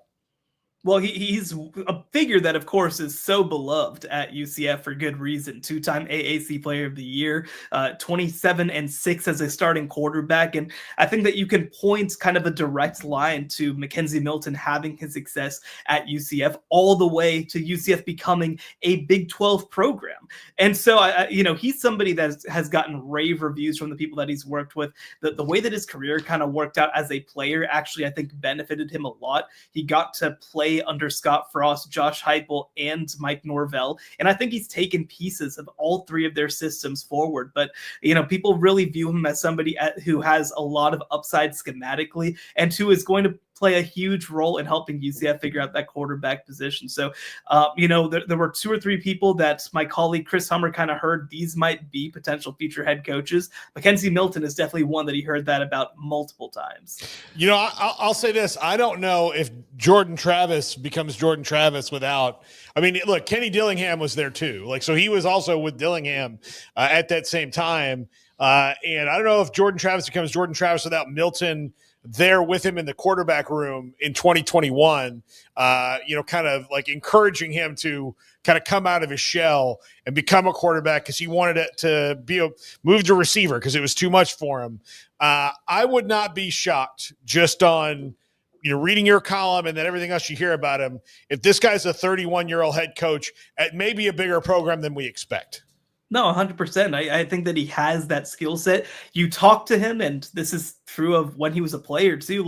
He has a maturity, but beyond his years. He's one of the sort of next in line and great Hawaiian quarterbacks. He came after Mariota, before Dylan Gabriel, and I think that you just see a maturity in those guys because of what kind of Marcus Mariota instilled in them, I think, in a lot of ways. So I think that he's somebody who has great knowledge of the game, has great sort of perspective on life in the game. He was coached by his dad from the time that he was a young age. And to make it over to the States as a Hawaiian quarterback is not an easy thing. You don't get to go through the same camp circuits as everybody else necessarily because of the cost of travel. And so I think that he's handled that moment really well. And I think that these connections are going to pay off for him long term. Shahan, thank you, buddy. Appreciate it. As always, you were on a lot of different places today and yesterday over the next, talking college football, which is great, and glad to have you when we do on Tuesdays at 4. Have a great rest of the week. Thank you so much for having me. Yeah, Shahan Jarrar, CBS Sports with us on 365 Sports. So we'll have that. Also around the corner, Steve Shaw, who's the CFO, National Coordinator of Football Officials. If you're in the chat room, if you're watching on Twitter, tag me at David Smoak and ask me about a football officiating or rules question. And Steve's going to update us on some of the ones that maybe are most misunderstood. How about feigning injuries and all of that? How are they going to handle that and much more? He will join us in the next segment. Can I ask him how they eliminate unnecessary TV commercials? Oh, No, he doesn't handle that? That's my biggest bitch. Yeah, I'm going to about you guys. I'm going to ask him about the fact that when they go to a replay, why does it always seem like it's on the other side of the field from 50, 60 yards away? This just reminds me that it's that time of year to start hating officials again. He could be on camera right now. Well, not him specifically. I know. Did he make a bad call to make me hate him? I'm not No. unnecessarily hating, but give me a reason to, then I'm going to dump some hate on you. So, no, everybody's fine right now. But best believe that starting this weekend, it all changes if you make a wrong call. No, I think there are some interesting conversations about the feigning injuries. I'm curious to see how that will all work. Obviously, Lane Kiffin kind of became the poster child for that. Last year, I felt like that was sort of the focal point of a lot of that conversation. But again, it's college football. It's like any other aspect of this entire sport or industry. I'm curious now, what's the new way that Lane Kiffin or someone else will they'll come up find, with one. or the loophole that they will use to still find some way? It won't be feigning injuries necessarily, but like what little thing will somebody have discovered this offseason to exploit? But I think getting up to game on what to expect officiating-wise is about time for that. When you see Steve on camera, you're going to realize you have seen him before, by the way. We come back, Steve Shaw, again, with a hell of a job and some of the changes and maybe some rules that we think we know that no, we don't. He's next. This is 365 Sports. Dunn Humidor and Coffee Beans in the Townwest Shopping Center off Valley Mills in Waco. And Joshua and Cheyenne run the store, 48-foot walk-in humidor. And through the month of August, Joshua telling me that if you walk in the Don Humidor, 48-foot walk-in humidor, every great brand of cigar and cigar itself in the world inside of their humidor. And right now, you mention our show. Say me, say Paul, say Craig, say 365 Sports. You get 15% off, a discount on whatever you buy, whether it's 5 cigars, 4 cigars, a humidor, or whatever it might be, by coming in throughout the month of August and tell them that we sent you, or I sent you, or 365 Sports sent you. They're also about to put up a clearance section to make room for football season. And hey, not far away, even though it's 90-something or maybe close to 100 degrees, it's the holiday season. They'll have plenty. Fresh ground coffee beans available. They have the pipes. They have the humidors. They also have Vita Dreams, a CBD product that you could take at night right before you go to bed, maybe a half hour out, that might, and it does for me, allow me to fall asleep without tossing and turning with too much on your mind. Done. Humidor and Coffee Beans. Tell them we sent you 15% discount off Valley Mills and Richland Drive in Waco. Allen Samuels House of Travel is a full-service travel agency with highly experienced travel consultants plus support staff with over a combined 150 years in the travel business. They are ready to take care of any travel situation for you, your family, and your business, and with the kind of knowledge to complete a seamless itinerary trip start to finish. They will search for the best deal to accommodate your budget, from air to cars, ship to shore, hotel, and even meeting space. Name a destination and they've been there. They know the places to go, and international and missionary travel is one of their unique specialties. Allen Samuels House of Travel, celebrating 50 years in business. Call Connie, Sherry, Linda, or Bambi at 254-776-2560, or find them on Facebook or at houseoftravelwaco.com.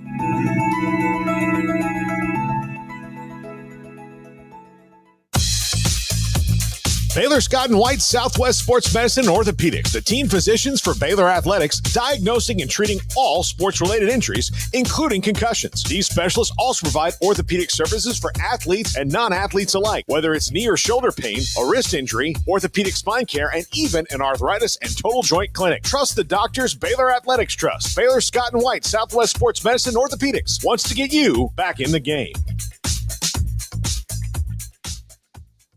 With so many companies and policies out there, it gets so confusing shopping for insurance, and I never know if I'm getting the policy that's right for me. Luckily, I met the team at the Niche Group Insurance Agency. With the Niche Group, you can go to one company and get access to coverage options from many insurance carriers, and you get to speak to a real person about your specific coverage needs. With the Niche Group, I know I'm getting the right coverage at the right price. If you need insurance, talk to the experts at the Niche Group at 1-800-258-8302. Established in 2007 and independently owned, Alliance Bank Central Texas is committed to helping families and businesses meet their financial goals. From their tellers to their board of directors, they know the importance of superior service and competitive products. Customers have confidence knowing that their financial needs are in good hands. It's your bank, Alliance Bank Central Texas, with 2 Waco locations, 4721 Bosque Boulevard and 191 Archway Drive on Highway 84, and at alliancebanktexas.com. Member FDIC and equal housing lender. Want to send a message to the show? Jump in the Rudy's Country Store and Barbecue chat room. 365 Sports on this Tuesday. Football season starts this weekend. We've talked K-State, Iowa State, Ireland, but also Kansas home. But there's other games, a small amount. And then, of course, it all busts loose next week. There is Steve Shaw. He is the CFO, National Coordinator of Football Officials. Your face very familiar for those who've watched games, and he joins us on 360. Yep, in Indianapolis. Is that correct, Steve? I am. I'm actually. Oh, yeah, there you go. I'm sorry. I'm in the Charlotte West Conference Room in the NCAA offices. So, excuse my backdrop. It's a little No, that's fine. We're going to go over some of the changes, but I would like to start with this, and this maybe it's too big of a question. What is, in your opinion, perhaps the most misunderstood rule in college football? Well, I'd be remiss if I didn't say targeting, although I think our players and coaches are really locked in on what is targeting. But a lot of times our fans aren't, and it's probably the most important rule in our game. And the targeting rule, even though people don't love it, is serving us well. And I know they don't love it because it carries a disqualification if a player is guilty of targeting. But the goal of the targeting rule is to take the head hits out of the game. And we've got to do that. And so really we have two flavors of targeting. You have targeting with the crown of the helmet and targeting a defenseless player. And so those are the plays. And it doesn't have to be helmet to helmet. Mm-hmm. You know, people think, oh, that's helmet to helmet is targeting. But you can hit a defenseless player with your shoulder. If there's forcible contact to the head or neck area of that defenseless player and you launch up or have an indicator, then it can be targeting. And same thing with the crown. You know, if you hit with the top of your helmet, it could go into the quarterback's chest and still be targeting. So probably the most misunderstood, but probably the most important rule that we have in our game. And honestly, it's changing behavior in our game and probably saving our game. Steve, I think most fans' problem with it is just the adjudication of it. Not that it exists. It's that they feel the penalty is too severe. How much talk has been about like modifying that to where maybe it's not an immediate ejection? We review it every year, and you know, our commissioners stay very involved with this. I mean, this is a player safety rule, and the disqualification component is what makes the rule effective. And again, fans may not like that term effective, but you know, a 15-yard penalty may not change that behavior, but if you disqualify a player, and as we all know, if it's in the second half, that disqualification carries over to the first half of the following game.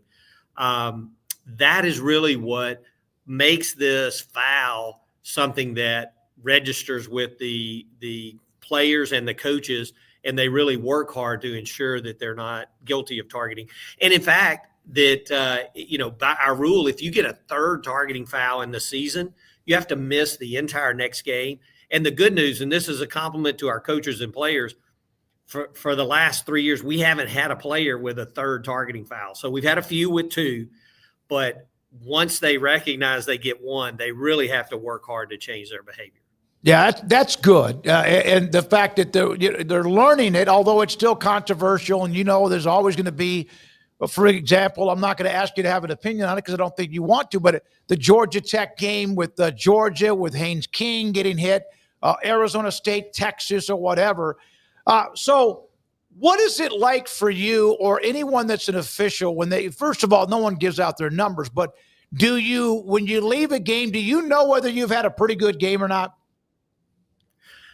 There's no question. I mean, you've got an initial feel. You really have to get into the film and do your film work to really know. But you certainly know if there's any controversial issues in the game.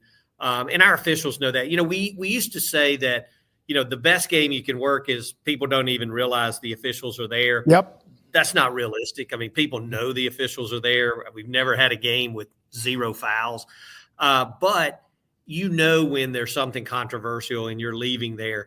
And quite frankly, as an official, a lot of times you'll have questions. You'll see the officials make a note on their card that they want to go back and look at something in their post game that they did or didn't call. A lot of times they'll make a note that I didn't call holding there, you know, and then they'll go back and review it afterwards. But yeah, you have a good feel for where you stand right after that game. And certainly the fans, I mean, we have great fans. There going to let you know at least their opinion. They're not always 100% correct, but they'll let you know their opinion. Steve, is there any movement now that, look, we're going to have the NCAA is going to be a completely different thing than it's been in the past. The CSC is taking over enforcement.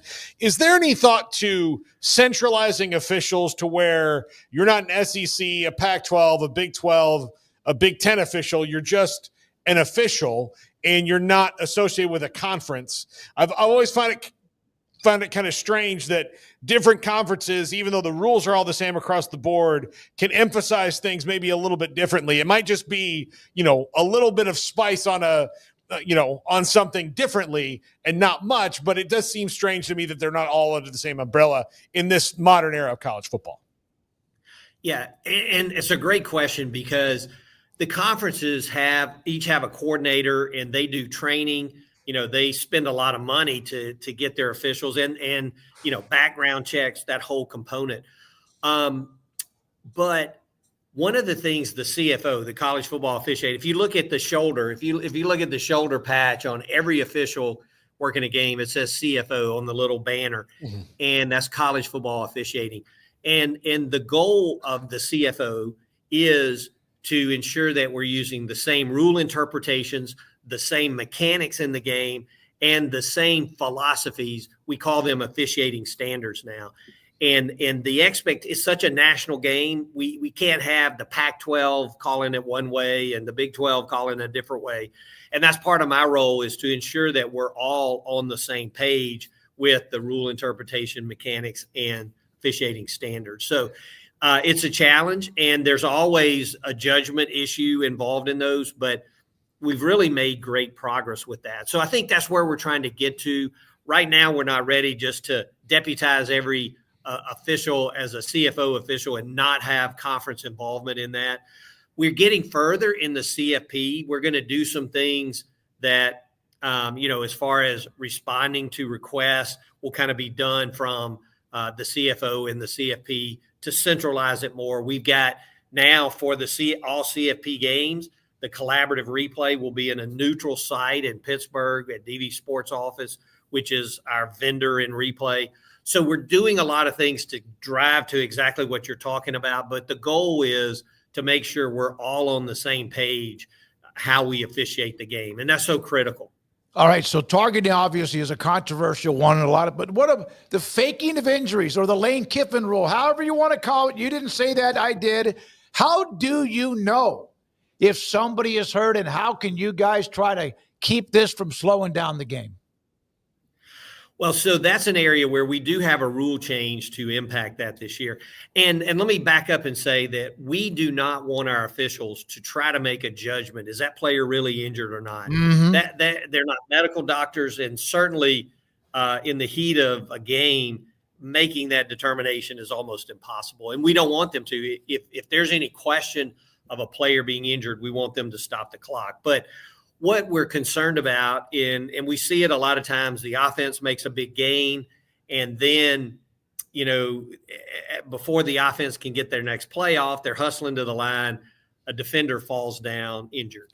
So rather than trying to make a judgment on that, we've got a rule change this year. So if a player presents as injured after the ball is spotted, so not ready for play, but just if the officials put the ball down on the field, they've spotted it, and then a player goes down injured, we're still going to stop the clock, and that player, we're going to have an injury timeout. That player's got to go out for at least one play and can come back when the medical staff approves them. But if the ball's been spotted, that team is going to be charged a team timeout. And if they're out of timeouts, they'll be charged a delay of game penalty. But so the reason behind this is that, there's been some, quite frankly, an ugly look in our game occasionally when we get these players that go down injured. And it's a very small percentage of the injuries, but when it happens, it's very visual. It's usually when the offense is trying to go fast. And we were trying to find a way, and we've been working with this over the last few years, find a way to curtail that. And so that's where the rules committee really came out. There's a lot of discussion. Should we have said that player's got to sit out, a possession series or a quarter or whatever? But we don't want to drive situations where a player that needs medical assistance won't go down or won't seek that medical assistance.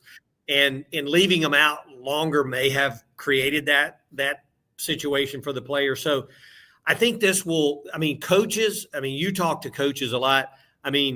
They value their timeouts. I kid sometimes they'd trade their firstborn son for an extra timeout. But those timeouts are valuable to a coach. and they're not going to jeopardize timeouts by having a player look to the sideline and go down injured. So is this a perfect fix? Absolutely not. But I think it will take out the really ugly situations that we all see. And I put together a video from last year that our rules committee looked at length. Our commissioner has seen. And, you start it, it's kind of humorous, but then as you keep going, it's really not. It's a bad look for the game. And we're hopeful this takes out the really ugly ones. And but we'll see. And the coaches are on notice. If this rule change doesn't work, we're going to go to the next level because it's really an integrity issue. If you're hurt, we want you to go down. If you're hurt, you need to get medical assistance. But if you go down to gain an unmerited timeout, that's an integrity issue in our game, and we certainly don't want that. So we're hopeful that we don't charge a lot of timeouts, that this just changes the behavior of the players. So for those watching and listening, if a player goes down once the ball is spotted, the team is forced to use a timeout. And if they don't have a timeout, it's a 5-yard delay of game penalty. Okay. One thing I always have asked about, on the replay, are you actually, as the official who gets under the hood or the headsets, it always seemed like to me, and maybe it's just the Big 12, that the officiating monitor is always on the opposite side of the field and takes forever to get to them. One, should those under the hood even be making the call? How does that actually work? And if there's wireless, why would that monitor not always be near the line of scrimmage? All great questions. And we've worked hard recently to, one of the things we want to do is keep the game moving. Fans have told us that, they're not so uncomfortable with how long the game takes, 3 hours and 5 minutes, 3:15, 3:25, but they want to keep the game moving. No big delays in replay. We're going to have media timeouts, but we've done things to try to keep it going. So one of the things we've introduced over the last couple of years, and I think we'll see more of it even this year, is all the officials have what we call O-to-O, official to official communication, and replay is linked into that. And so if it's a throw out to the boundary and it's obvious, we rule it complete, but it's obvious the ball skipped in, we don't need the referee to run 60 yards down the field, get under the hood, and then, that ball hit the ground. So we really want to use our official to official communication where the replay official, if they have an immediate look and they see it's incomplete, just stop the referee, tell them, look, after review, the ball hit the ground, it's incomplete, and let's go. And then they make the announcement and we move on. So no getting under the hood, getting under the, the headset. So we really want to do that. One of the other rule changes this year that we're making is that in instant replay, as most of our fans know, if we have indisputable video evidence that the call on the field was incorrect, we overturn it. And so we use that term, after review, the ball hit the ground, incomplete, and that call's overturned. But if you have video evidence that supports the call on the field, or there's not video evidence, we had a distinguishing. We would say we could confirm the call on the field, or the call on the field stands if we didn't have the indisputable evidence. Again, this is to keep the game moving, pick up the pace. If you as a replay official, you're not going to overturn it. We don't want you to spend any other cycles on, can I get from stands to confirm? So now our referees are going to announce after review, the ruling on the field is upheld. And that could be there's video evidence, or it could be there's not. It's just, if we're not going to overturn it, now we're going to use one term, upheld. So no more stands, no more confirmed, just upheld. And that keeps us moving, keeps it going. And it takes out some of the big debates of, I can't believe they didn't confirm that. Why'd they let it stand? Well, it really doesn't matter. In the game, if you're not going to overturn it, then it's going to have the same outcome. And so now that ruling is going to be upheld. So your fans will hear that different this year. That's what the announcement will be, upheld. How much of getting replay? And look, I think, you've seen in the UFL, they have some really innovating things going on. I'm sure you've seen that, where basically they just there's not even that the official running down the field, Dean Blandino was up there in the booth and he's like, hey, incomplete pass. It's back at the 35-yard line, 2nd and 7. Like, that's what they do. Part of that is they only have 8 teams that they can do that with, so they can install that technology everywhere else. How much of getting replay as streamlined as it needs to be is on the conferences to make sure that everywhere is the same and streamlined, so that if you wanted to innovate to that level, that you could? Yeah, and one of the things that, as you've seen replay evolve, and it's an evolving process, we really introduced the collaborative replay. And when we introduced that, everybody thought, oh, no, you got another person involved. It's going to take longer. Actually, it many times helps expedite the process, because if you're sitting alone in that stadium, even though you got the shot, say the first shot you see, then you're looking, let me see, is there anything else? If I missed anything? And whereas when you have a collaborative partner, many times you can look at it, yep, the ball hit the ground, let's go, let's get out of it. So even though you've got 2 people now, many times it can expedite the process. But our evolution has been from just collaborative replay, where we had a collaborative partner, to really evolving to a more centralized replay, where now, regardless of the conference, the Big 12, they have their video center there in Dallas, and the collaborative replay is really moving toward centralized. And that way you get more consistent across every game on every Saturday, week to week to week, really the same group in there making the decisions, collaborating on the decisions, but ensuring that we have consistency. So what was targeting this week is targeting next week. And I think that's where we're innovating, and we're going to keep pushing using replay without impeding on the game. And that's the big part. I know some fans say, why don't you just review every play? I mean, we want to keep the game moving. Really and truly, replay was designed to correct obvious errors. We've gone way beyond obvious now, but we're trying to do it efficiently and consistently. And that's where the collaborative replay kind of now transitioning to centralized replay is helping us. And as I said, when we get to the CFP, it's even more centralized. It's going to be one location where all the decisions come from. Do you have time for a couple more? You have time for another? Absolutely. So there's this concern about players scoring and using their hands as pistols, or the machine gun effect, or whatever. And that, of course, is now drawing penalties as well. How do you differentiate between that and a school that might have, like, for example, Oklahoma State is Pistol Pete? And it's pretty simple. You can tell whether someone has crossed the line and acting as they're shooting somebody else. Well, a really good question. And let me back up on unsportsmanlike conduct and just say that feedback from our rules committee was very positive. I think our officials now are using really good judgment on celebrations. They're not being overly technical. If it's choreographed, if it's, if it's not just celebrating with teammates, if it's over the line, we're getting the marker down, but we're not being overly technical. However, if you taunt an opponent, there's no latitude. If your actions are directed at your opponent, that's a foul, and we want it called. But we've added, with our society today, in our game, we really cannot condone any form of gun violence, whether it's a automatic weapon, if it's pistols, if it's, you name it. If it's a gun violence act, we want it penalized as unsportsmanlike. And even we really introduced this last year, and now it made it in this codified in our rule book. If you brandish a weapon, so if you pull your shirt up and showing like they're, you understand the concept, right? That is now an automatic unsportsmanlike conduct. So we really cannot condone any form of gun violence. And I know that, sometimes it's as simple as, the quarterback shooting pistols in the air, but if it's gun violence, it's a foul. And we want the coaches to know that. So get the quarterback to celebrate in a different way. And I use it as a lighthearted example. But so people have asked, well, what about the bow and arrow?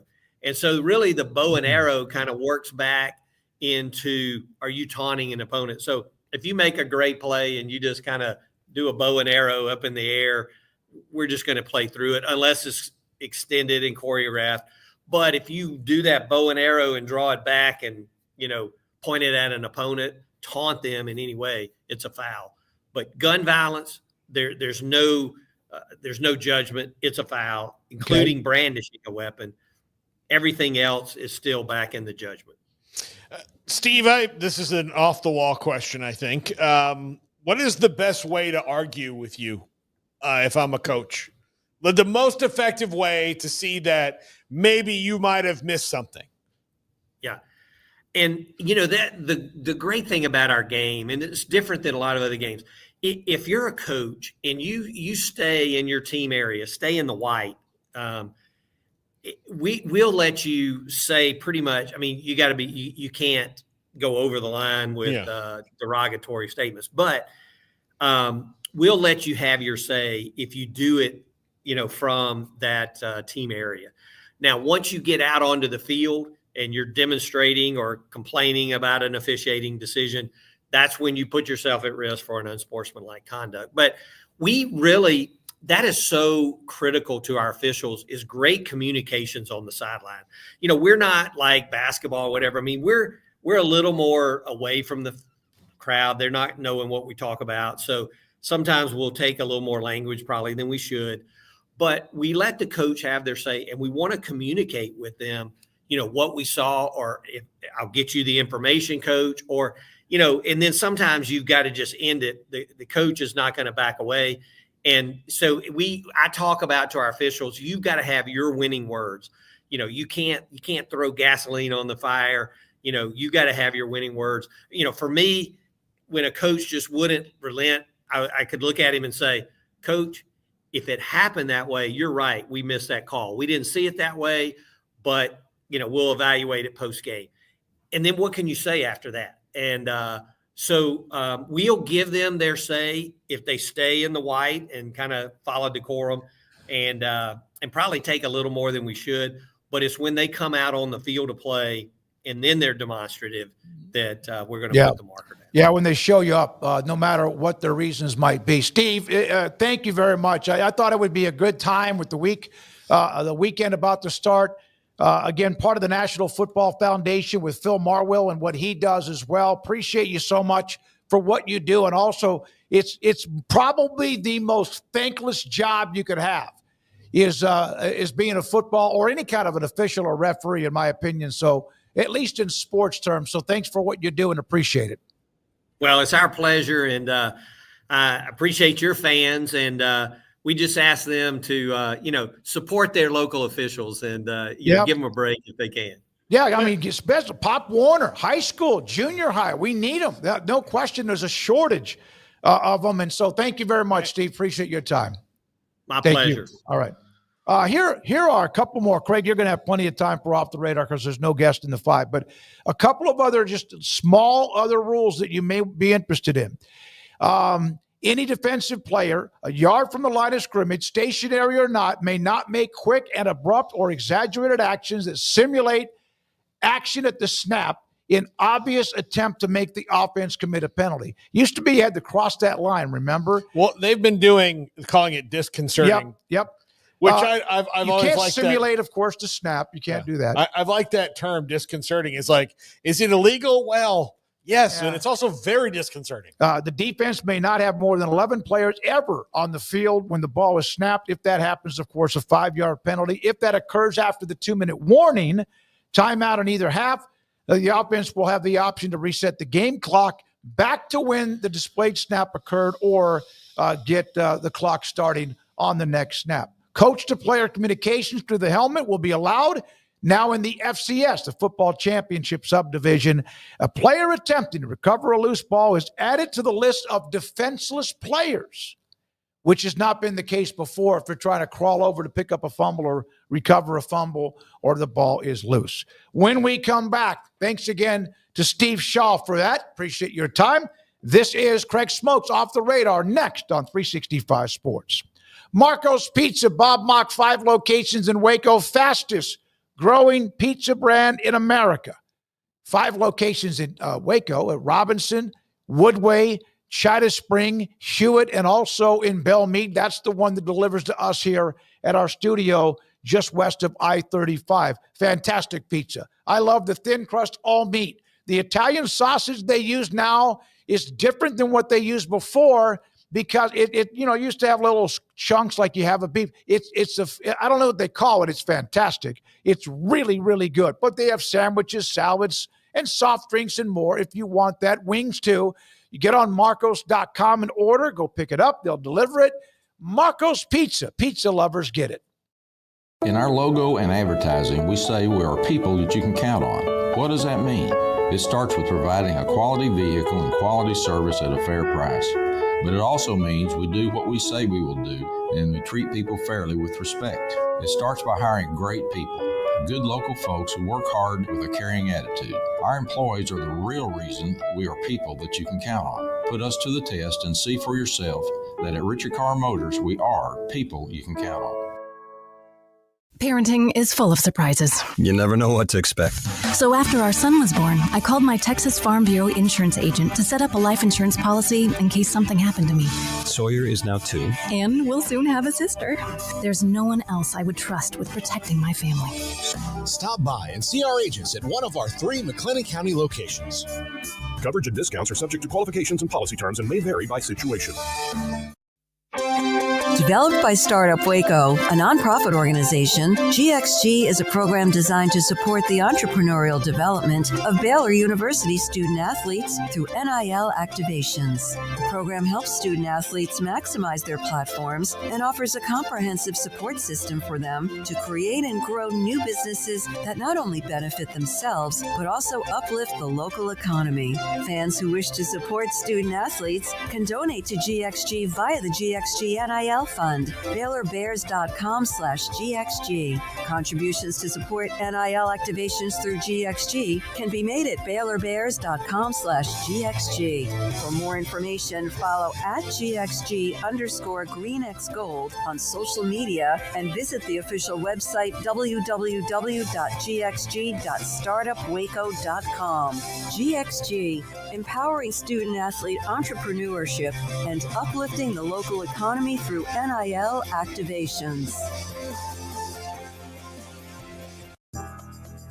Riverbend Liquor and Wine now has 2 locations to serve you. The original on Lakeshore Drive at North 19th Street and the brand new spot in downtown Waco at 600 Franklin Avenue. If you're looking for the best in craft beers or local Texas bourbons, then the original is the place to be. And for the latest trends and online phenomenons, head downtown to the Franklin location. Either way, you're going to get the same great variety, customer service, and speedy experience. Check out both locations on their Facebook and Instagram pages, Riverbend Liquor and Wine, Lakeshore Drive at North 19th Street, and now downtown on Franklin Avenue.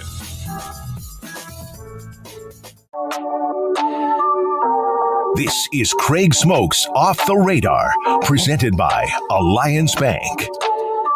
They take pride in making banking easy. AllianceBankTexas.com.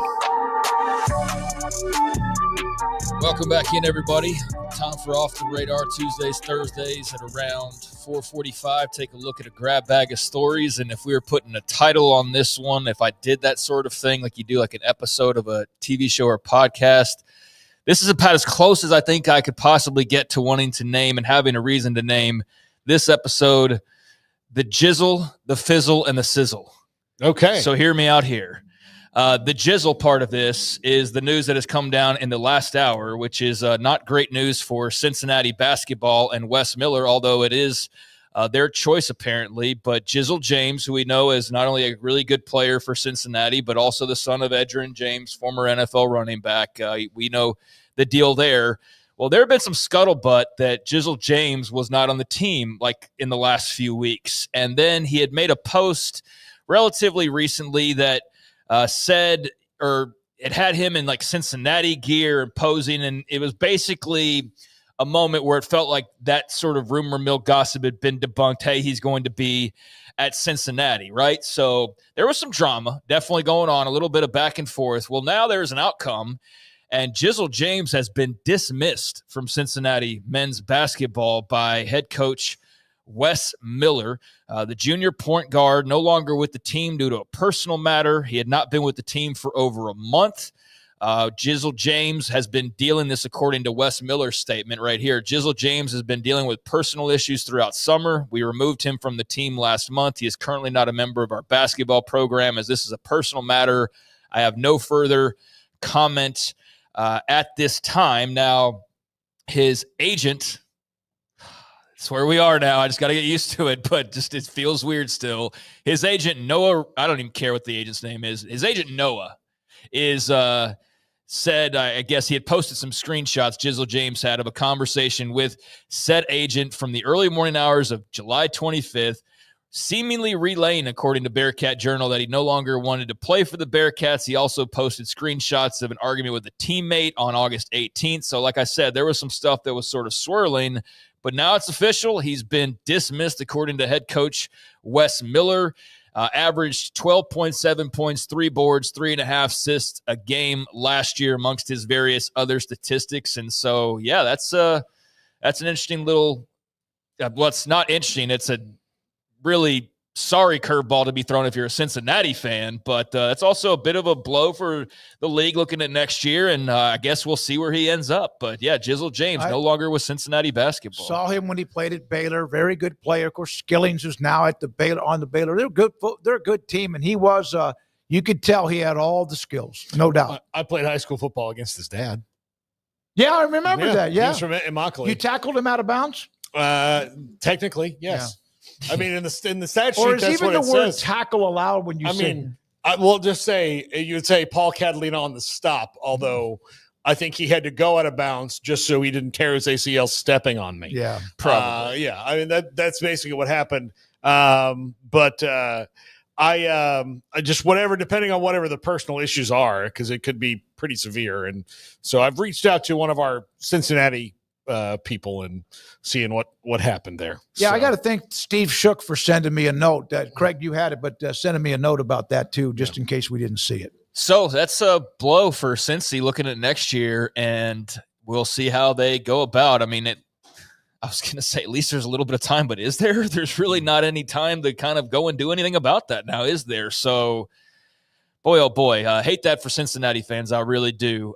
So there you go. Jizzle James. There's the Jizzle portion of this. Now, as far as the fizzle, I think I use fizzle here because if you were hoping to see Arch Manning sticking around at Texas for an entire career, that had a little bit of water thrown on it, but it's not necessarily full-blown fizzle because nothing's been decided in any way, shape, or form. But you might remember that his grandfather, Archie, they had the big Texas Monthly piece on Arch. And what was that, about a week ago, actually? Yep. So Texas Monthly had their big piece out on Arch Manning. And during that story, his legendary grandfather, Archie, formerly of Ole Miss and the New Orleans Saints, he said that he did not anticipate Arch would leave Texas after just one season as a starter. He said exactly, Arch isn't going to do that. He'll be at Texas. And so I guess today it was. Let me make sure that was today. Yeah, so today Arch was doing his regular media session and got asked about his grandfather's comments, and he said, yeah, I don't know where he got that from. He texted me and apologized about that, but I'm really just taking it day by day right now. So, like I said, nothing fizzling out your optimism that he could be a 2-year starter, because that's still very much possible. I just don't think he benefits at all from saying one way or the other. Because if you say, yeah, I'm going to the NFL, and then you suck this year, well, then you just look like an idiot. And you don't have to say anything. I mean, that is probably the way to approach it and the way to take that. And to say, well, I'm definitely not going, and then you have this baller-ass year where you're like the Heisman winner and Texas wins the Natty, and then you're like, what else am I doing? I mean, money's cool, I guess, but I'm going to the NFL. Well, you lied to us. You said you weren't going to leave anywhere. So it's a damned if you do, damned if you don't. But he threw water on the idea that he's officially coming back just because his grandfather said so. So we'll see how this year plays out. I would not be surprised at all if he's back next year. I think most people anticipate that he will be, but he's at least leaving a little bit of mystery. And I honestly think that just for his following, that's the most interesting thing to do, is to say, I don't know. We'll see how that all works in the long. That's the PR way to do things. Yeah, I mean, because again, he could. I mean, and everybody's saying that like today, all I saw, because Daniel Jones is the starting quarterback for the Colts, is that the Colts are going to tanking for Arch. Yep. Trying to get the Manning vibes back in Indy, which I don't think they're trying to tank. I think they're just genuinely in a bad quarterback situation, and they're probably cleaning house anyway with that. So, but if they wind up with Arch Manning out of it, then and he goes. But yeah, I saw that today. I still think he's probably going to stay 2 years just because he's a Manning, and he'll look at who's on top of that list ownership wise, and if it's in the top 3 or 4, or somebody his family knows isn't a good owner, he'll stay. I mean, historically, that's the history of that family. Yeah. Peyton came back when he had no reason to, really. Right. And then we know how Eli worked the system to become a New York Giant. So, yeah, the family has history here. And I think he'll end up in probably a very ideal spot for a rookie as much as a rookie can. He will not end up on some bad news Bears version of like the Cleveland Browns or something like that. But will that be this year or next year? Well, we'll have to wait and see, which I always expected to be the case. But when his grandfather came out and just kind of said it matter-of-factly, I think people took that like, oh, well. I heard him say that. I actually heard the audio of it, but I didn't take it as if he was saying this is definitive, but by him saying it, everyone's going to jump to a conclusion. Anything about Arch now, and especially if you're Archie saying it about it, then people take it and run with it. So TBD. I think it was him saying, like, this is what we expect. Yeah. But, again, nothing's ever written in stone in sports, ever. Right. So. All right, so now to the sizzle, and it's more sizzle if you're an Auburn Tigers fan. I don't know how much it'd be sizzle, maybe sizzle for your rivalry, trash talk if you're an Alabama fan. But I love this sport, and yet it's just the messiest-ass sport that's ever been invented. People claiming national titles left and right, claiming polls from decades ago. Some claim them, some don't. Some claim them years after the fact. And we have an example of that today as the Auburn Tigers are now claiming 7 new national championships in one day. They've gone from 2 to 9 in like one press of an email.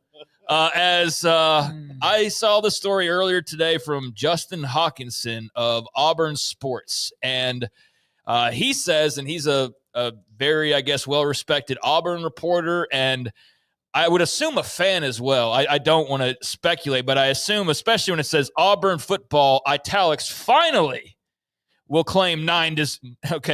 Finally in italics, 9 in bold, deserving and legitimate national championships, Auburn Sports confirms on Tuesday. So he's definitely for this move by the Auburn Tigers.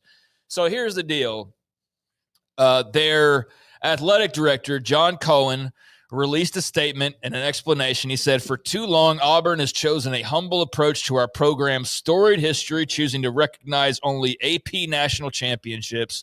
Starting this fall, we've made the decision to honor the accomplishments of our deserving student athletes, coaches, and teams from Auburn's proud history. Our visible national championship recognitions now align with the well-established standard used by the NCAA's official record book and our peers across the nation. So they really hammer home the NCAA's official record book. Well, it's in the NCAA's official record book. It might sound like it's in the NCAA's official record book. So they're very much like telling the truth, but very politically kind of like bending it where it needs to bend to fit.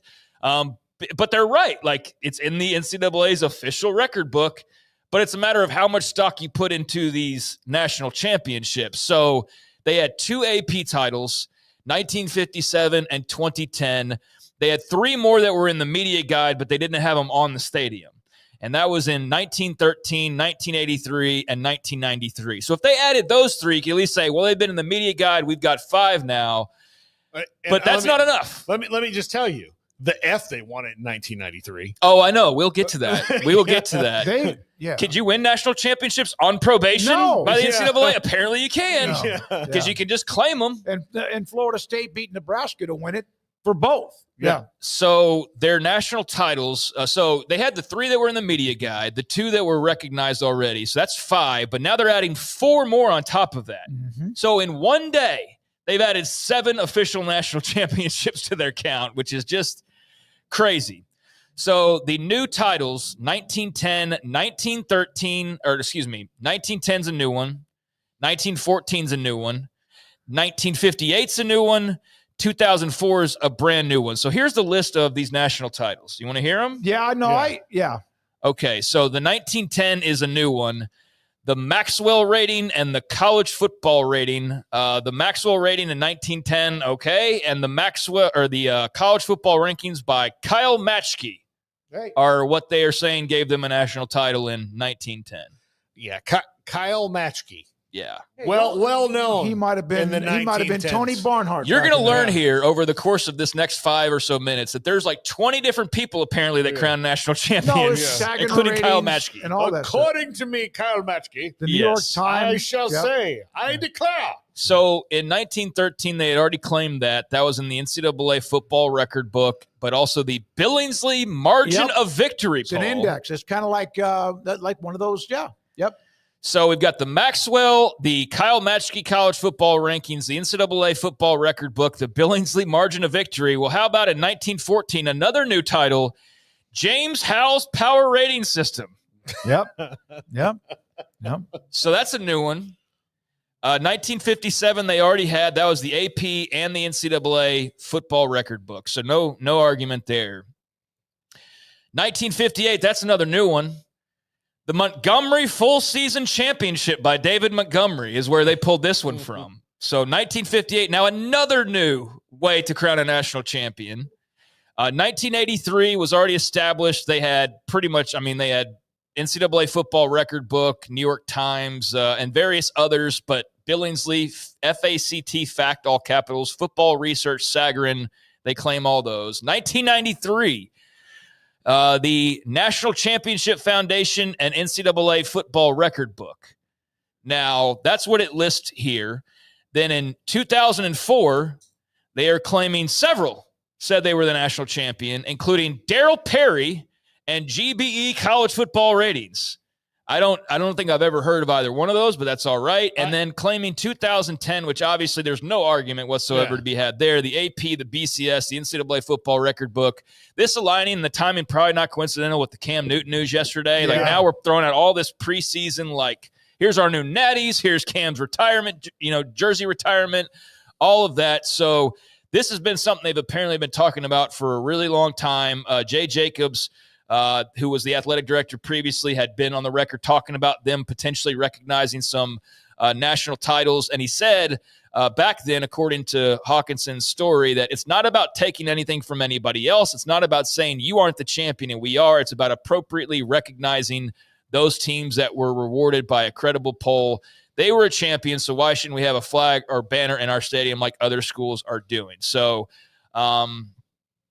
they're also claiming 3 more titles for the conference championships from when they were in the Southern Intercollegiate Athletic Association. So they're also adding 3 new titles as well. And apparently the new signage for all of these new championships they've won will start going up as early as today. At Jordan Hare, yeah. There you go. Wow. Yeah, no, Princeton has 28. They claim 28 national titles. They actually are officially recognized for 15 for back in the day. I'm going to get to where Auburn's jumped up now in lieu of this. But well, there's going to be a bunch to jump ahead of them again if this is going to be a trend. Oh, no, absolutely. So there's a list of sort of where some of these came from. But notably, in 1993, they were undefeated, only unbeaten team in the country, but they were on NCAA probation.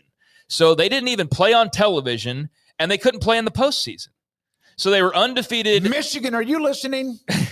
They were undefeated, but they weren't televised, and they didn't play in any bowl game, but they're claiming the national title for that. So that's one that you can easily go like, wait a second. But the National Championship Foundation did name them a co-champion, so that's what they're going by. There's various like kind of breakdowns.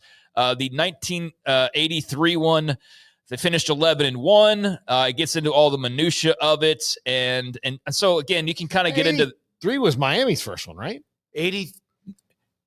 83 would have been when they beat Nebraska 31-30 in the Orange Bowl. Yeah. So that's in the NCAA record books, though, is 83. Why are you bringing Auburn. that one up? Yeah, sorry. So that was actually pretty legitimate. But then there is a kind of a breakdown, and it gets into like 1958. They were 9-0-1. They were 6-0 in the SEC. LSU finished number one. They were 11-0, widely regarded as national champions, but the two didn't play each other. Iowa was also named a national champion by an outlet. They were 8-1-1. And so that's the thing about the college record books is there were so many polls. There were so many we know these schools, they claim anything and everything they possibly can. All of them do it. I take that back. Not all of them do it. There are some schools that could probably do it a lot more. Like I think Oklahoma could probably go claim like an additional 7 titles, and now they might. They might do that. But Auburn has had quite the day, is what we're getting at here. Look, if I was the czar of college football, the leader of college football, one of the things I would do is I would bring all these historians in, and I would say, you're going to have to make a damn solid argument to me that the Billingsley poll, these things are legitimate because I'd clean up the record book, which they've done in many sports. Think about baseball with allowing Negro League stats now. Just in the last, year and a half? Just last year and a half. And look, Josh Gibson's not even getting all the ones that people think he had because they don't, some of it is legend or it's not there. There's no box scores, but Josh Gibson, probably had 150 more home runs than he's recorded to have hit because they didn't keep the records properly. So I think it's fine to go back and clean up historically and go, okay, this was a different time. These are this is why this is legitimate. This is why this meets these standards. I think you need to do that because I don't think you need people just going around going, we're the most historic program ever. We have 11 national titles. You're like, well, you have one, and then you have a bunch of others that were based on, for example, if the poll is named after one guy.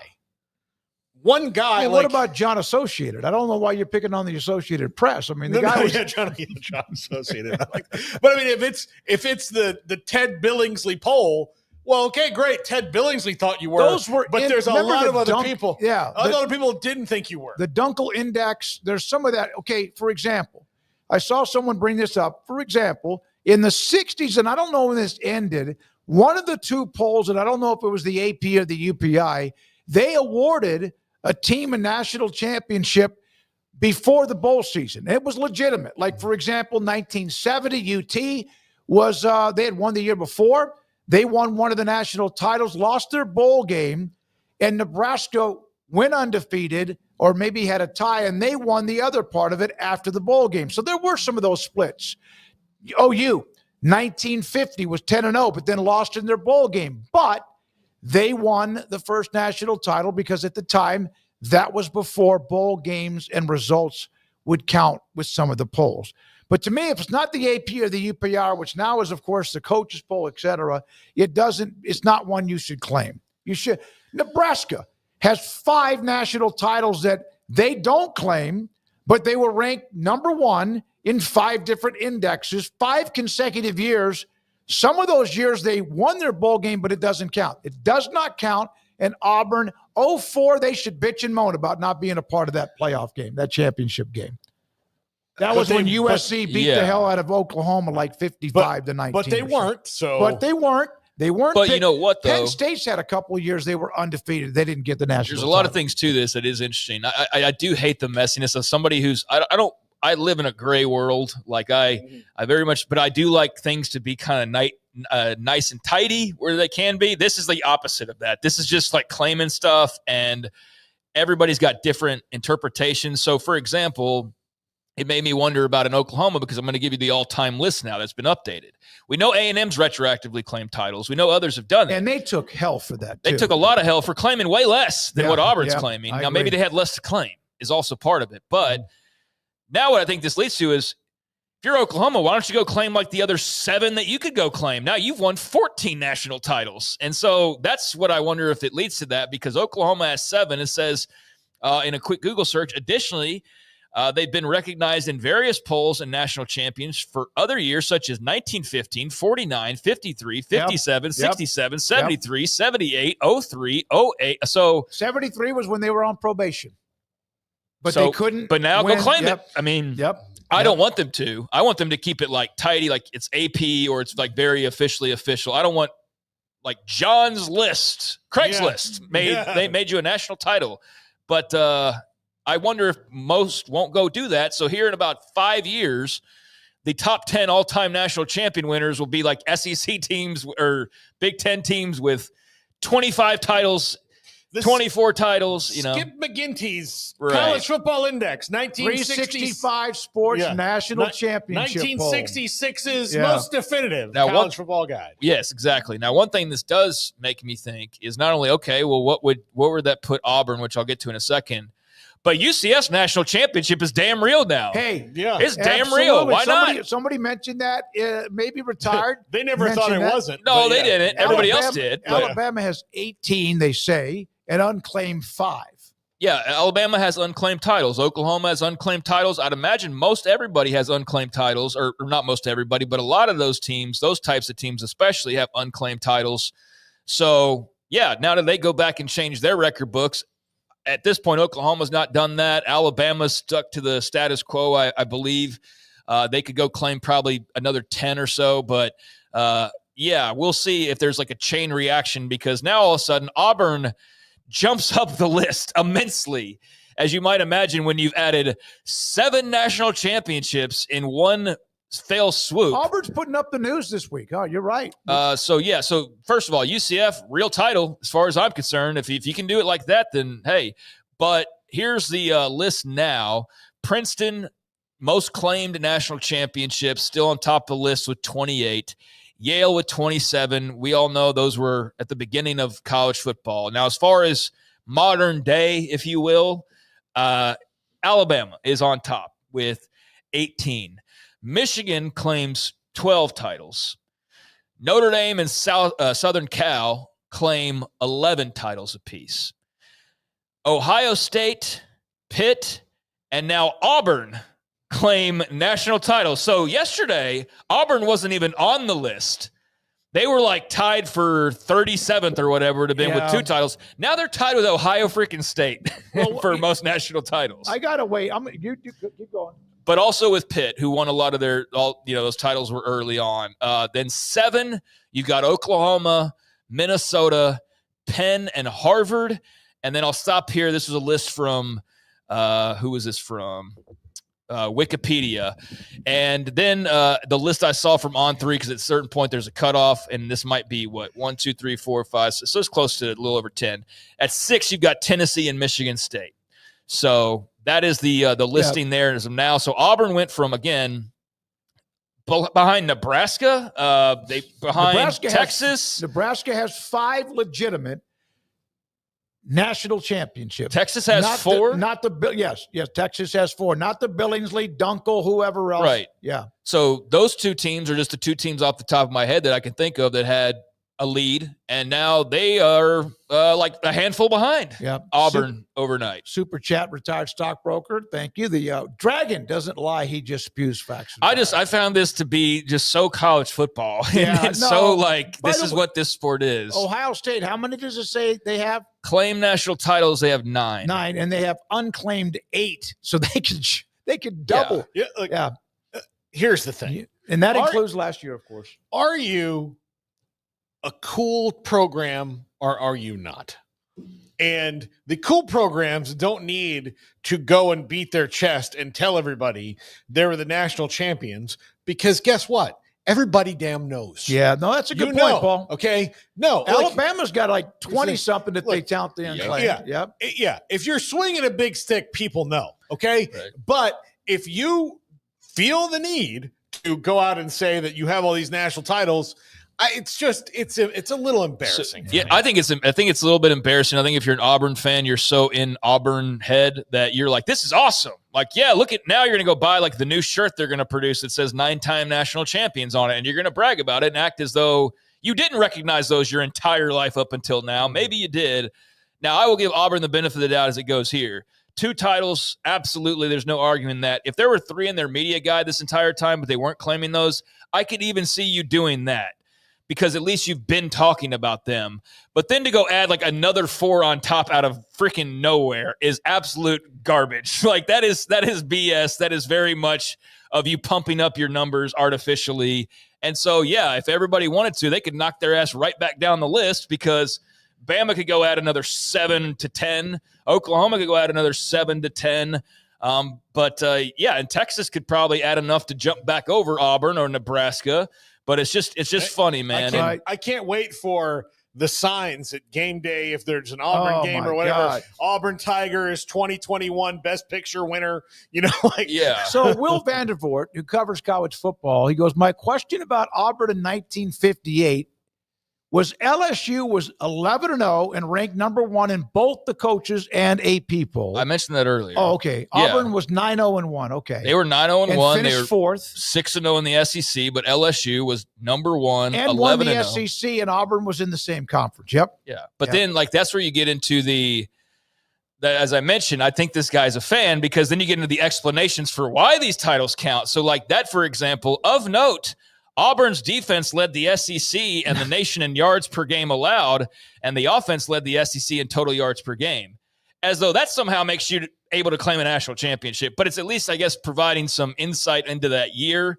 But, yeah, it's not convincing me that now they should be able to go and claim that if LSU was unbeaten and number 1 in all the major polls. But this is as college football as it gets. Here's the thing. I'd like to announce that according to Flip, just Squiggies, Podcast Index, this is the greatest podcast of all time. Okay, cool. We're claiming it. We're going to put a banner up. We're claiming it. Back up new heights in your Taylor Swift episode. Let me tell you something. That if I had a T-shirt with Nebraska football, and everyone knows how much I love them, and they may never add anything else after what they did in '97. If somebody gave me a shirt that said they had 6 national titles, I wouldn't buy it. If they gave it to me, I wouldn't wear it. You're right, Paul. You are a school that either has them, and you don't need to add them if you do. You don't need to add an extra one if you're Alabama or Ohio State or some of the other schools. Yeah, and Auburn won't care, and Auburn they won't. Shouldn't care necessarily, and their fans will love the new 9-time national championship shirts versus the 2-time one they bought 3 months ago, that magically there's 7 more of them now. But, I mean, it's just so college football. And, if anybody else was the head coach, but the fact that it's Hugh Freeze, too, is just oh, yeah, of course. I don't know. Of course they're doing some weird stuff or just some goofy stuff over there with Hugh Freeze in charge. Now, this, again, has been talked about, so it's not like he's the one that came up with the idea. I don't want to put too much on him, but I just I don't know. I find this all to be very goofy, and Auburn is going to be a 9-time national champion. I don't know how much everybody will recognize that, but that's what they're recognizing. So what a day for them. 7 titles in 24 hours. The 04 team at Auburn has a right to bitch, moan, all that, but they didn't get in. It was based on the formula, and they didn't get in. They were undefeated, and then USC spanked Oklahoma. Did Oklahoma lose to K-State in the Big 12 championship game that year? Yeah. And played for the national title. That's not Auburn's fault. That's the bowl. That's the system's fault because of what happened. All right. Thank you, Craig. Is that it? Yes. Do you have the Hugh Freeze? We can do this tomorrow. Do we have that, Brandon, the audio from Hugh Freeze on the quarterbacks? We just have the tweet, I think. Okay. We'll go ahead and put the tweet up, I guess. Is it Auburn, when he was asked about could they play all 3 quarterbacks in the opener, he goes, yeah. And I saw the audio. I mean, they might. In different ways, I don't know. So it's been a good week for Auburn, and guess what? They're in Waco next week. They'll be here for the game with Baylor a week from Friday at McClain Stadium. I just think as bad as it's gone at quarterback for Hugh Freeze in his first 2 years, that playing 3 is probably not a good indication of things. They may have a package or two. Maybe one of them's a better runner than the other one. Yeah. Well, yeah. I mean, I think Knight, the top recruit, I think he's certainly Deuce Knight. Yeah, Deuce Knight is the one. He's way more athletic than Jackson Arnold is when it comes to running, but Jackson Arnold's a starter and should be. So yeah, Office fan. I believe Oklahoma could claim 11 more of theirs, but I hope they don't. No, they won't. I don't see that happening. To each his own. It's their program. But I remember A&M got skewered and kicked all over the asphalt when they tried to add a year onto their national titles. Yeah, and I think, and I'm trying to go back to that Oklahoma question you asked, because then I started to doubt. I just said yes. So that was what, 03? They lost to Kansas State, and then I think they turned around and lost to LSU, but then USC also won the other poll, so it was LSU, USC. So I think that was that whole scenario, in 04? if I'm remembering. Yeah. No, in 03. Oh, okay. When they lost to Kansas State in the Big 12 title game. But we weren't in a the same system, obviously, back then. But I think that was still where they split it. They still had it. Yeah, split. USC and LSU, and I think that was the last one, right? Yep, the last split title would have been that one. If you go down the list, if you just Google national from 04 on, it's one. It's one. There is no split. There's no two teams named or nothing like that. And so Oklahoma lost that game, but then had they beaten LSU, would have been a national champion. And that to me is really the start of like this SEC run, or part of the start, because LSU wins that title. And sure, Florida had won it a few years before, Tennessee, those late 90s teams that won titles. Florida was 96 and Tennessee was 98. Yeah. But then that 03, you have LSU win. It's like, oh, damn, like LSU. And then Saban heads to Alabama, and LSU is LSU off and on. And here comes Urban in Florida, and the rest is history, to where they just start reeling off national titles. There are programs, and I mentioned Penn State. There are programs that were good, unbeaten, AP, UPI, coaches poll, whatever you wanted to call those two, the writers in the coaches poll. There were some teams that were undefeated that did not get a national title that probably have a lot to complain about. Penn State, I know a couple of different times among some others, but that's not the way it goes down. USC had to vacate, of course, their natty against Oklahoma because of Reggie Bush. And in that 2003 season, I just looked a second ago, if Oklahoma wants to play the Auburn game, they were technically, even though they lost twice and LSU and USC only lost once apiece, they could claim the B and then in quotes QPRS championship if they want to. Yeah. TUOW05 or ever. He or she have been involved a lot the last couple of weeks. Penn State 94. Yeah, Nebraska won both national titles. And yet Penn State was undefeated. There's a couple of times when Penn State, once because they were independent, and a lot of times would get overlooked when it came to the polls. So I think Oklahoma and Ohio State and Alabama and Penn State and various others have played the game the same way. But now it makes you wonder, like, well, you just jumped us on this list of most national titles. Like, are we going to just take that? Or are we going to start claiming ours as well, going back to the start of this conversation? And I don't necessarily want to see that, but I don't love that Auburn just passed like 10 blue bloods in the national championship count on a decision that I guess has been years in the making. But if there is one good thing about the playoff or even the BCS, was that you had a national champion at the end of it. Now, you could debate on how we got there, and that debate's probably never going to die because somebody will always have a better way in their mind of doing things, especially with college football, since their own leadership doesn't know how to crown a national championship, or they can't come to a consensus on that. But I do like this, like, Ohio State was the national champion. They didn't just beat somebody in their bowl game, and then another team beat somebody in their bowl game, and they're claiming the AP, and the Buckeyes are claiming the coaches. Yeah. And so we got two national titles. I do like that it's at least cleaned up there at the end, but, man, it was messy as all hell for decades. All right, John McClain, Hall of Fame columnist, NFL, of course, if preseason games, and now the season coming up around the corner. We'll have him next. John McClain. This is 365 Sports.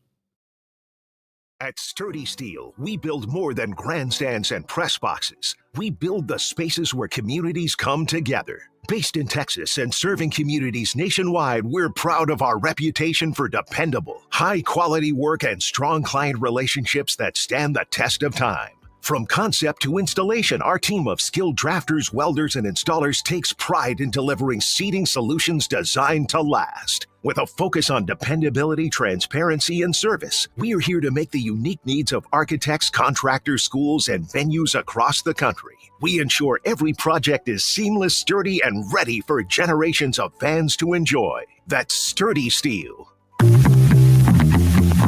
Automatic Chef is your local vending, office coffee, and micro market provider, delivering outstanding service to break rooms all over Central Texas for over 50 years. Automatic Chef brings the best products to your location at the best prices. With hundreds of choices in fresh food, coffee, snacks, and drinks, let Automatic Chef tailor a break room solution to your needs. Make break time great again with Automatic Chef. Automatic Chef Canteen, 6900 Imperial Drive in Waco, or online at automaticchef.com.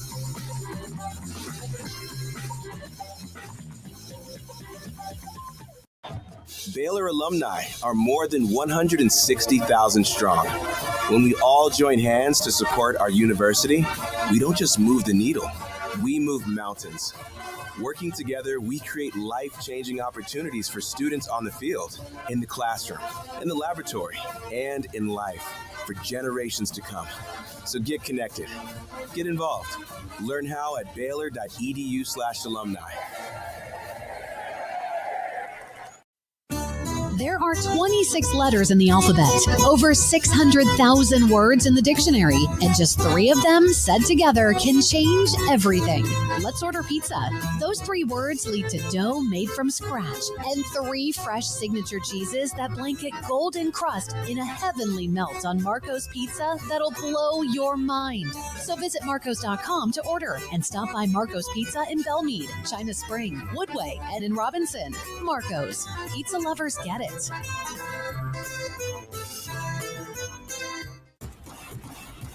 Penny Clinic Men's Healthcare in Woodway is now proud to offer you men an exceptional weight management body sculpting product called semaglutide, also known as Ozempic or Wegovy.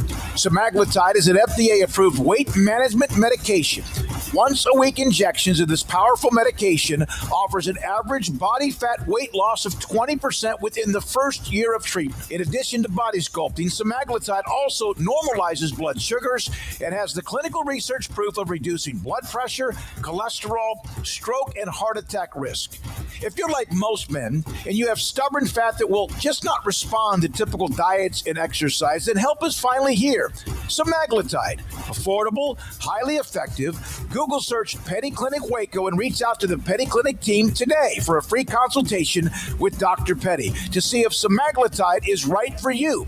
Go to pennycliniclowt.com.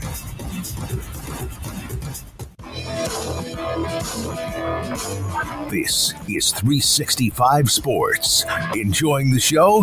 Hit the like button and subscribe. He's a Hall of Famer in about every way you could imagine. John McClain joins us on 365 Sports most of the time, of course, on Tuesdays. He's with us right now. John, have you watched any of the Netflix thing with the Cowboys? I don't need to watch it because every other minute there's some clip about That's it. exactly right. Or a story about it. So really, you don't need to watch 2 hours. All you got to do is look around the internet, and the stuff that I like that I see the most is about Jimmy Johnson and Jerry Jones.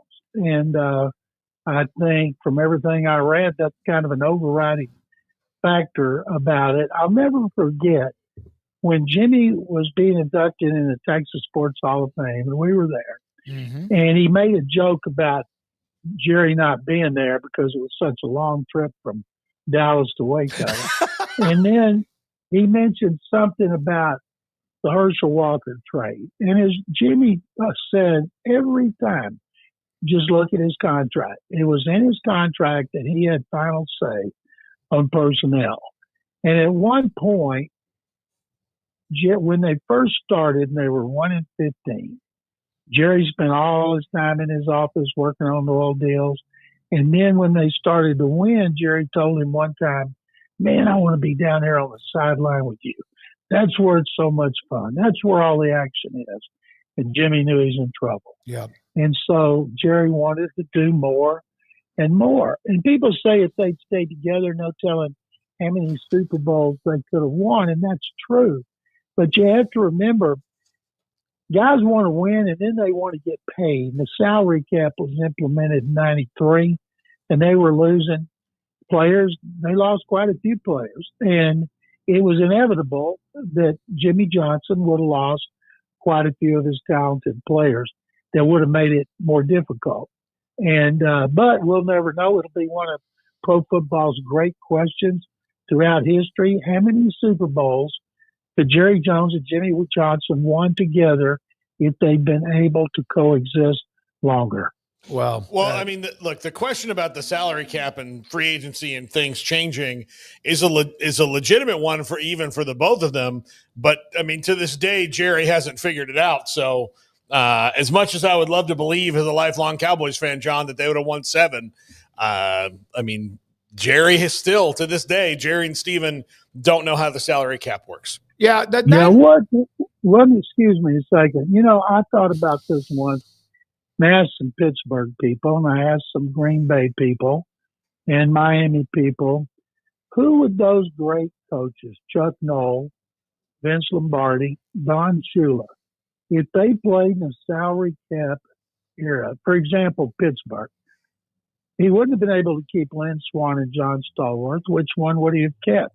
He wouldn't have been able to keep Jack Ham and Jack Lambert.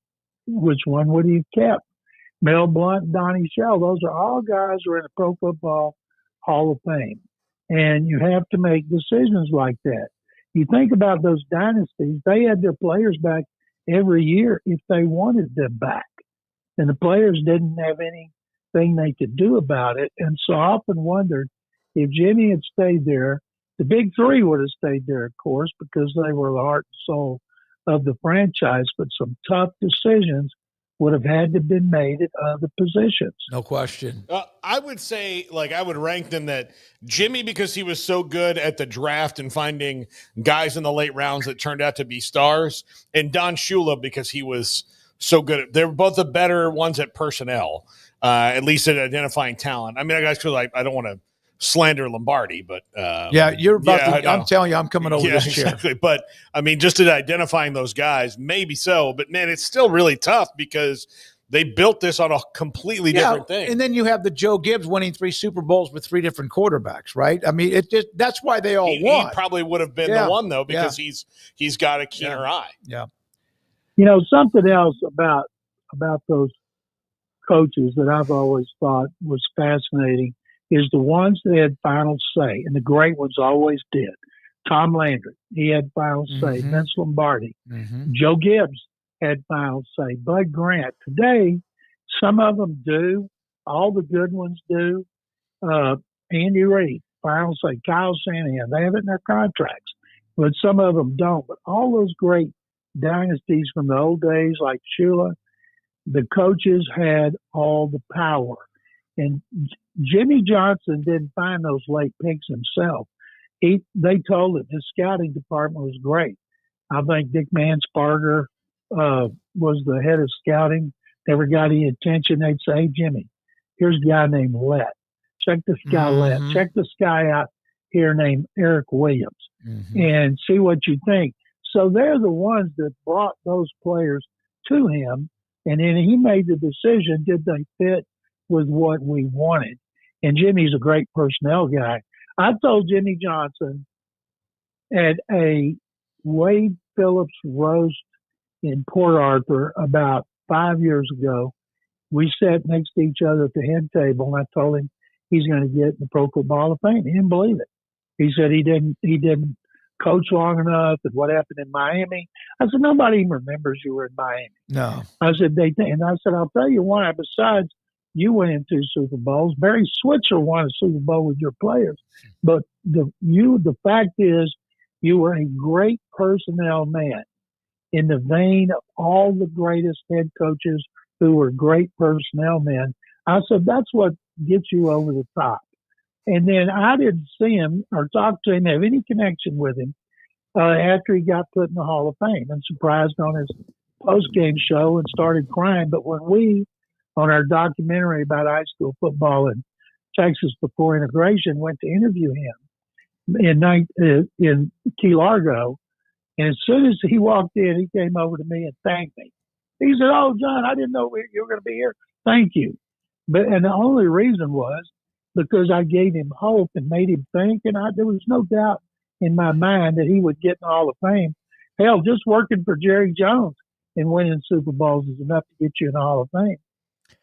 So, John, there's a lot of different documentaries and just content in general. Is this one that you would recommend? Is this a thumbs up from you? I read a review this morning, and it said it was better than The Last Dance about Michael Jordan, which I thought was extraordinary. And it talked about why it was better.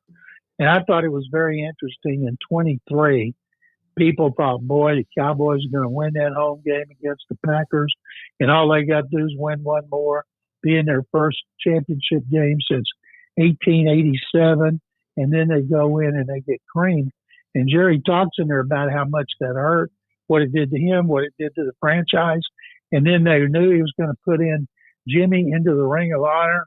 So that next season, boy, it was going to be big in franchise history. And then Mike McCarthy, I don't think got enough blame for that because his team was not ready to play in that game for whatever reason.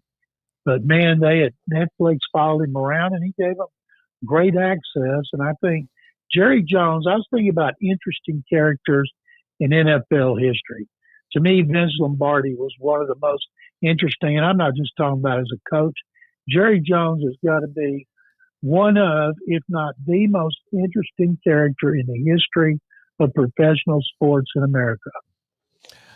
John, the Michi trade to Philadelphia from the Texans, are they just loaded at wide receiver? What's the deal with that?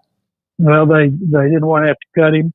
Ordinarily, you get a low pick. They needed a tight end because they lost their third tight end, Brandon Jordan, for the season 2 weeks ago. So they got Harrison Bryant, who's a journeyman who might fit in as the third tight end. He's not guaranteed. They'll be making other deals because if they cut players at deep positions, they can come back and haunt them twice a year because the Titans have first dubs on all players who are waived. And there's some that they're going to be waiving that you can't put on the practice squad that other teams are going to want.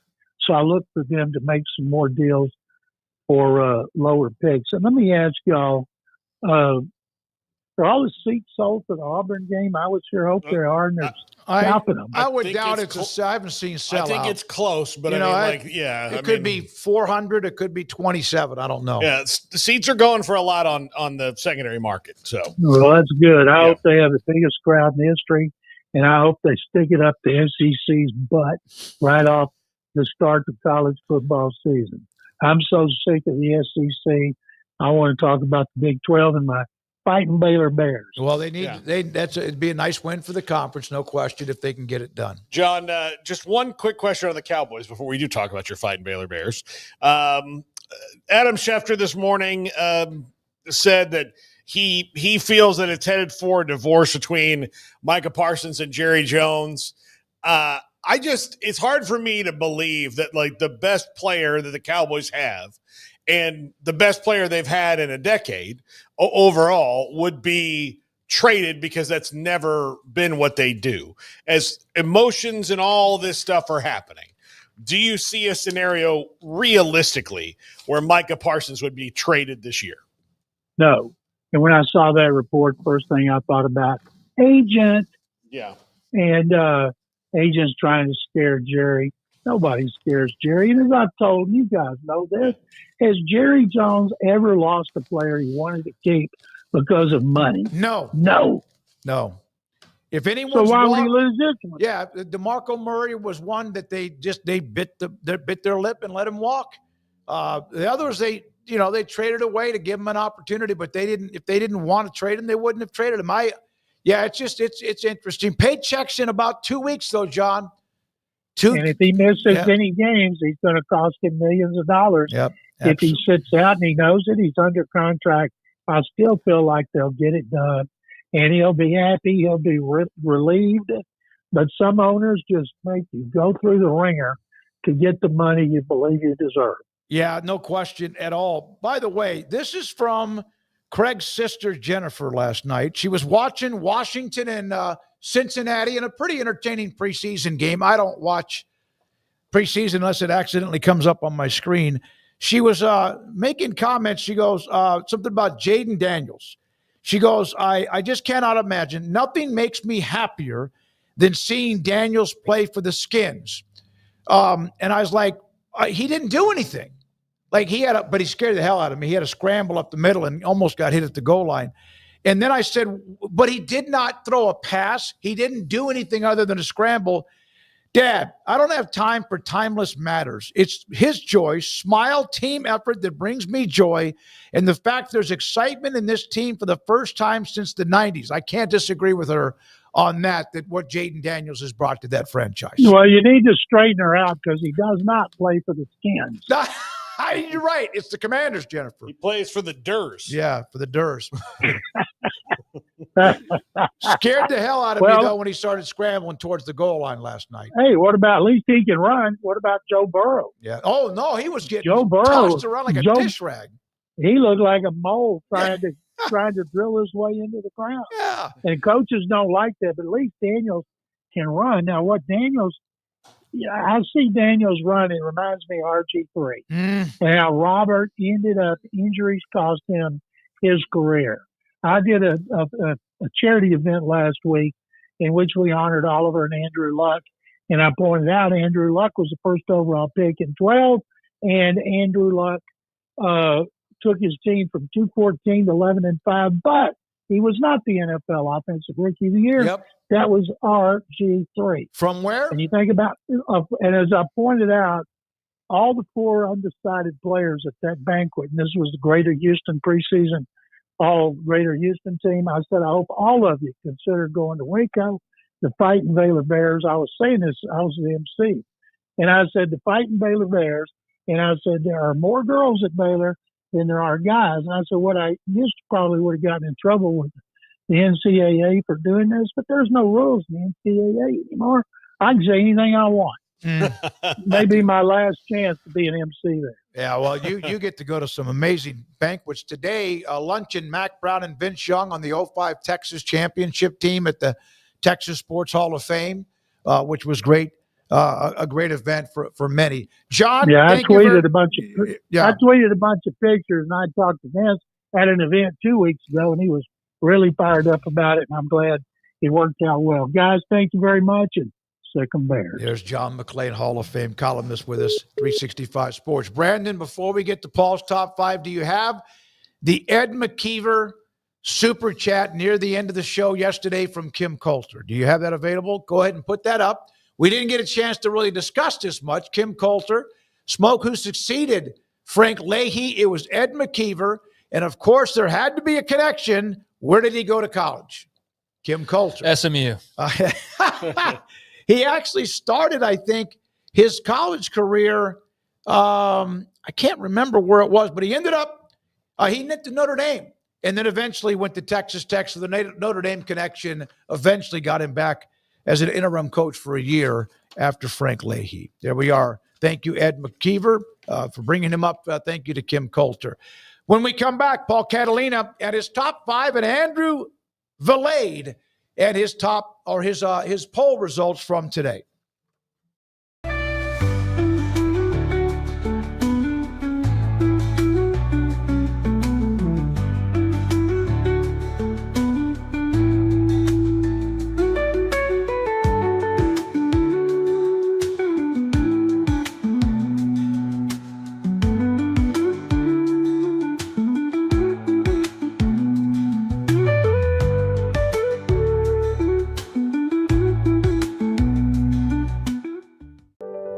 Overwhelmed by your inbox? Clean Email is here to help. Organize, clean, and manage your emails with powerful automation tools. Say goodbye to spam and clutter and enjoy a stress-free inbox. Try Clean Email today at cleanemail.com. That's CLEAN email.com.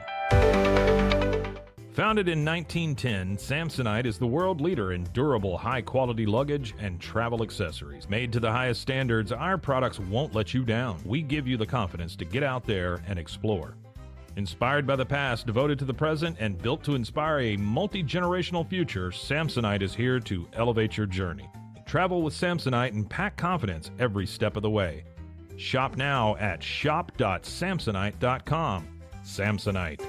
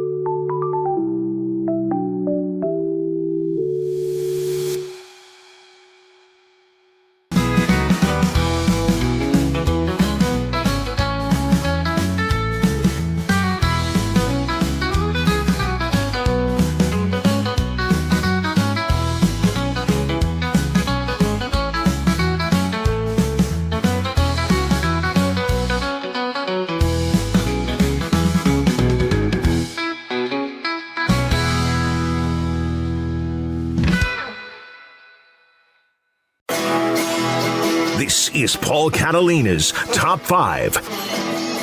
Welcome into the Top 5, brought to you by Flag and Anthem. Use our promo code 365sports for a discount at checkout. In case you're wondering, yes, there is a microphone up here. Our wireless microphone system is dead.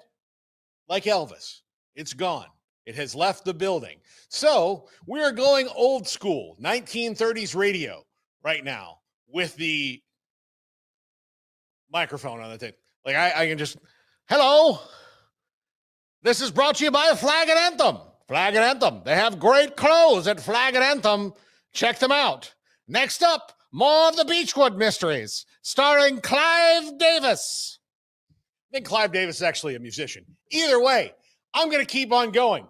We're still doing some Cadillac preseason awards for defensive tackles. We're on the defensive side of the ball starting this week. Number 5 on our defensive tackles.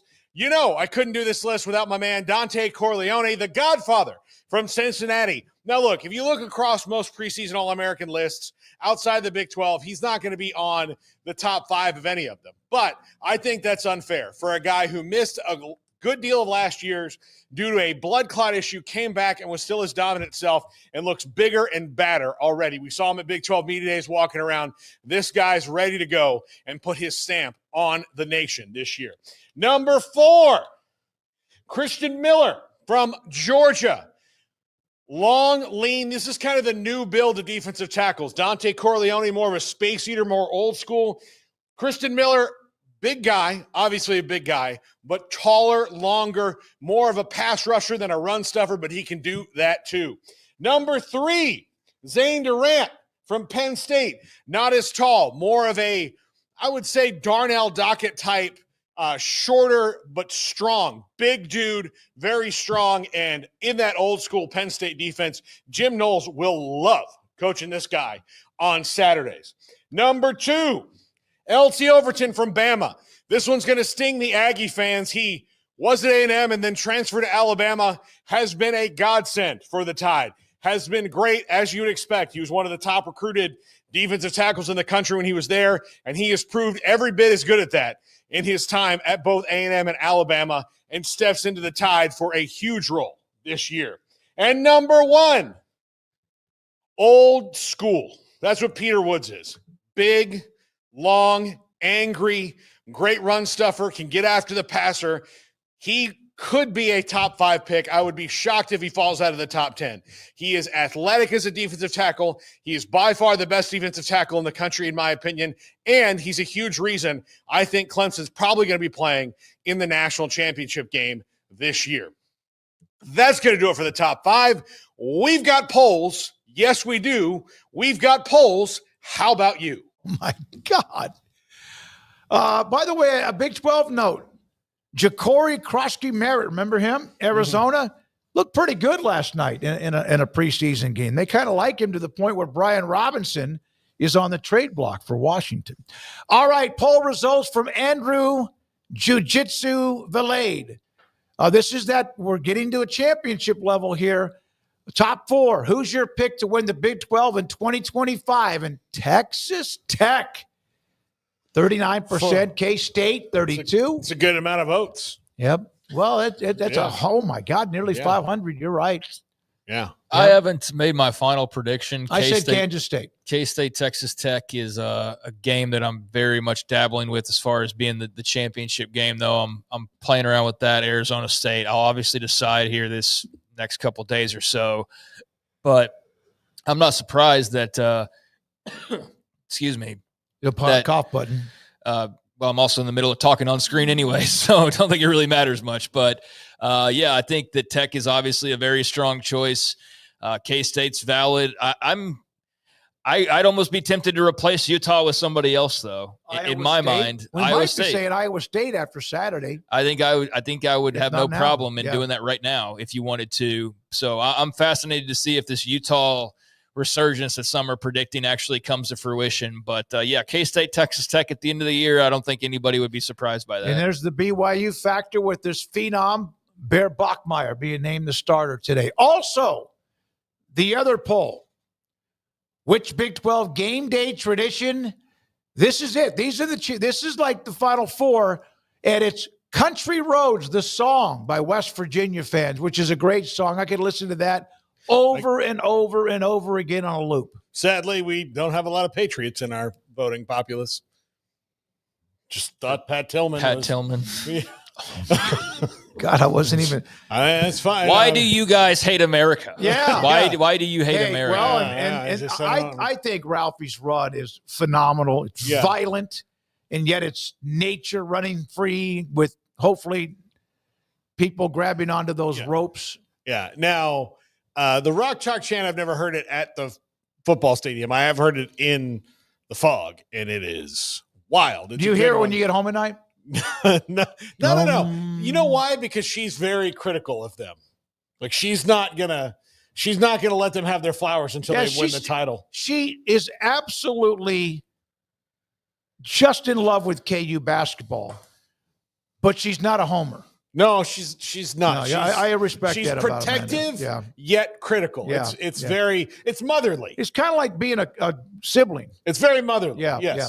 All right, Ralphie's run to me is badass, but the song "Country Roads" it's just amazing too. And so, congratulations. Does that mean West Virginia wins the Big 12 title? They do.